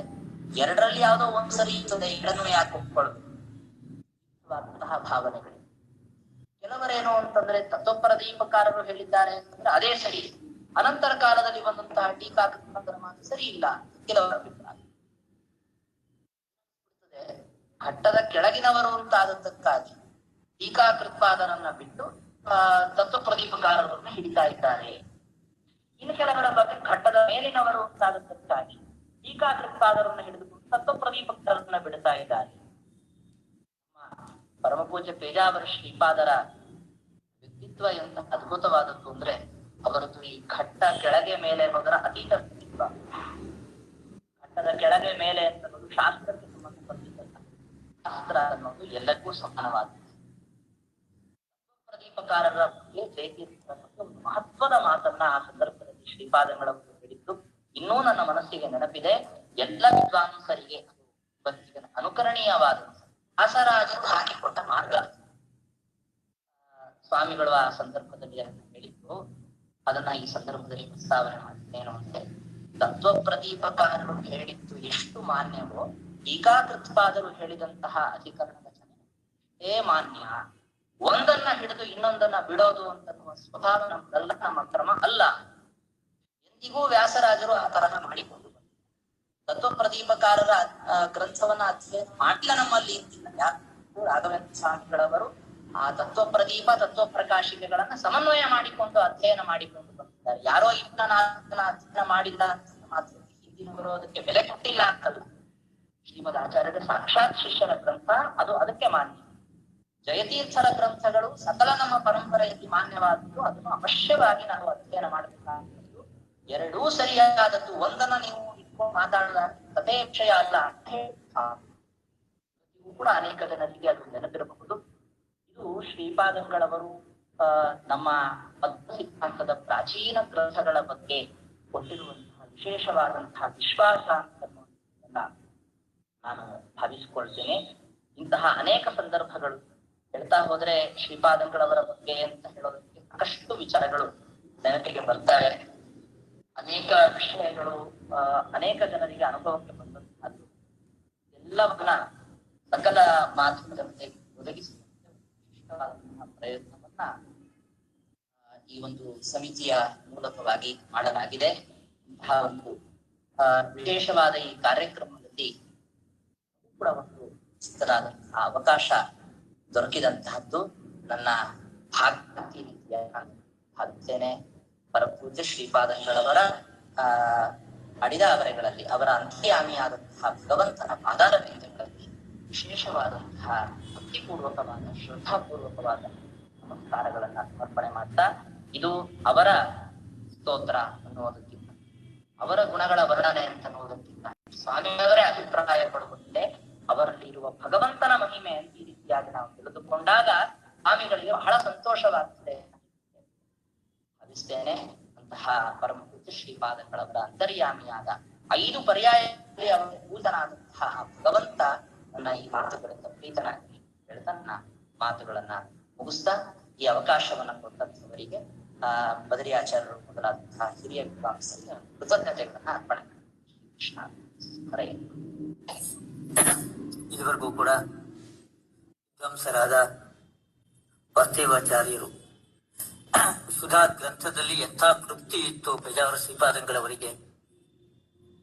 ರಾಯರು ಅಕ್ಷರ ಸಂಖ್ಯಾ ಸಹಿತವಾಗಿ ನೆನಪನ್ನ ಅವರು ಇಟ್ಕೊಳ್ತಿದ್ರು ಅಂತ ಅನ್ನೋದು ಪೇಜಾವರ ಸ್ವಾಮಿಗಳನ್ನ ನೋಡಿದಾಗ ಅದು ಅತಿಶಯೋಕ್ತಿ ಅಲ್ಲ, ಅದು ಸತ್ಯ ಅದು ಎಂಬುದಾಗಿ ನಮ್ಗೆ ಅನ್ನಿಸ್ತಿತ್ತು. ಯಾಕೆಂದ್ರೆ ಶ್ರೀಪಾದಂಗಳವರು ಯಾವ ಪುಟದಲ್ಲಿ ಕೆಳಗಡೆಗೆ ಮೇಲ್ಗಡೆಗೆ ಅನ್ನೋದನ್ನು ಕೂಡ ಅವರು ಕೂಡಲೇ ಅದನ್ನ ಹೇಳ್ತಾ ಇದ್ರು. ಅಂಥ ಒಂದು ಸುಧಾ ಪಂಕ್ತಿಗಳು, ಸುಧಾ ವಿಷಯಗಳ ಬಗ್ಗೆ ಅವರಿಗೆ ಪಂಕ್ತಿ ಇತ್ತು. ನ್ಯಾಯಸುಧಾ ಅದು ಗಾಳಿ ಬಂದಾಗ ಮರಳಿನ ಮೇಲೆ ಹೆಜ್ಜೆ ಮಾಸಿ ಹೋಗತ್ತೆ. ಆದ್ರೆ ಶ್ರೀಪಾದಂಗಳವರಲ್ಲಿ ಮಾತ್ರ ಆ ನ್ಯಾಯಸುಧಾ ಪಂಕ್ತಿಗಳ ಛಾಪು ಯಾವತ್ತೂ ಕೂಡ ಮಾಸಿ ಹೋಗಲಿಲ್ಲ. ಆ ರೀತಿಯಾದ ಒಂದು ನಿರ್ಭರ್ಯ ಸುಧಾ ಗ್ರಂಥದ ಬಗ್ಗೆ ಶ್ರೀಪಾದಂಗಳವರು ಹೊಂದಿದ್ರು ಎಂಬುದಾಗಿ ಅನೇಕ ಶ್ರೀಪಾದಂಗಳವರ ಗುಣಗಳು, ಅವರ ಸಹೃದಯತೆ, ಅವರ ಸೌಜನ್ಯ, ವಾಕ್ಯಾರ್ಥ ಗೋಷ್ಠಿಗಳಲ್ಲಿ ಯಾವ್ಯಾವ ರೀತಿಯಾಗಿ ಶ್ರೀಪಾದಂಗಳವರು ವ್ಯವಹಾರವನ್ನು ಮಾಡ್ತಾ ಇದ್ರು, ಮತ್ತೆ ವಾಕ್ಯಗಳಿಗೆ ಸಾಂಪ್ರದಾಯಿಕವಾಗಿರ್ತಕ್ಕಂಥ ಅರ್ಥೈಸುವ ಕ್ರಮ ಅದು ನಿಮ್ಮ ಪರಂಪರೆಯಲ್ಲಿ ಹೇಗೆ ಬಂದಿದೆ ಎಂಬುದಾಗಿ ತಿಳಿದುಕೊಳ್ತಕ್ಕಂತಹ ಒಂದು ಸೌಜನ್ಯ, ಔದಾರ್ಯ, ಅದನ್ನ ಶ್ರೀಪಾದಂಗಳವರಿಗೆ ನಾನು ಗಮನಿಸಿದ್ದೆ ಎಂಬುದನ್ನು ಕೂಡ ವಾಸ್ತೇವಾಚಾರ್ಯರು ತುಂಬಾ ಚೆನ್ನಾಗಿ ಸುಂದರವಾಗಿ ನಿರೂಪಣೆಯನ್ನ ನಡೆಸಿಕೊಟ್ಟಿದ್ದಾರೆ. ವಾಸ್ತೇವಾಚಾರ್ಯರಿಗೆ ನಾನು ನಮ್ಮ ವಿಶ್ವೇಶ ತೀರ್ಥ ಸೇವಾ ಸಂಘದ ಪರವಾಗಿ ಭೂಯಿಷ್ಠಾಂತೆ ನಮೌಕ್ತಿಂ ವಿಧೇಮ ಅವರಿಗೆ ಕೃತಜ್ಞತೆಗಳನ್ನ ಪ್ರಣಾಮ ಪೂರ್ವಕವಾಗಿ ವಾಸ್ತೇವಾಚಾರ್ಯರಿಗೆ ಸಲ್ಲಿಸ್ತಾ ಇದ್ದೇನೆ. ಹಾಗೆ ಅವರ ತಂದೆಯವರು ಸತ್ಯಗೇರಿ ಧೀರೇಂದ್ರಾಚಾರ್ಯರು ಹಿರಿಯ ವಿದ್ವಾಂಸರು, ಅವರಿಗೂ ಕೂಡ ನಾನು ಪ್ರಣಾಮಗಳನ್ನ ಈ ಸಂದರ್ಭದಲ್ಲಿ ಸಲ್ಲಿಸ್ತಾ ಇದ್ದೇನೆ. ಇವತ್ತಿನ ಈ ಕಾರ್ಯಕ್ರಮ ಮುಕ್ತಾಯ ಆಗ್ತಾ ಇದೆ. ನಾಳೆ ದಿವಸ ಜಯತೀರ್ಥ ವಿದ್ಯಾಪೀಠದ ವಿದ್ವಾಂಸರಾಗಿರ್ತಕ್ಕಂತಹ ಪರಮಪೂಜ್ಯ ಸತ್ಯಾತ್ಮ ತೀರ್ಥ ಶ್ರೀಪಾದಂಗಳವರ ಶಿಷ್ಯರಾಗಿರ್ತಕ್ಕಂತಹ ಅರುಣಾಚಾರ್ಯ ಕಾಕಂಡಿಕೆಯವರು ನಾಳೆ ದಿವಸ ಕಾರ್ಯಕ್ರಮವನ್ನ ನಡೆಸಿಕೊಡ್ತಾರೆ.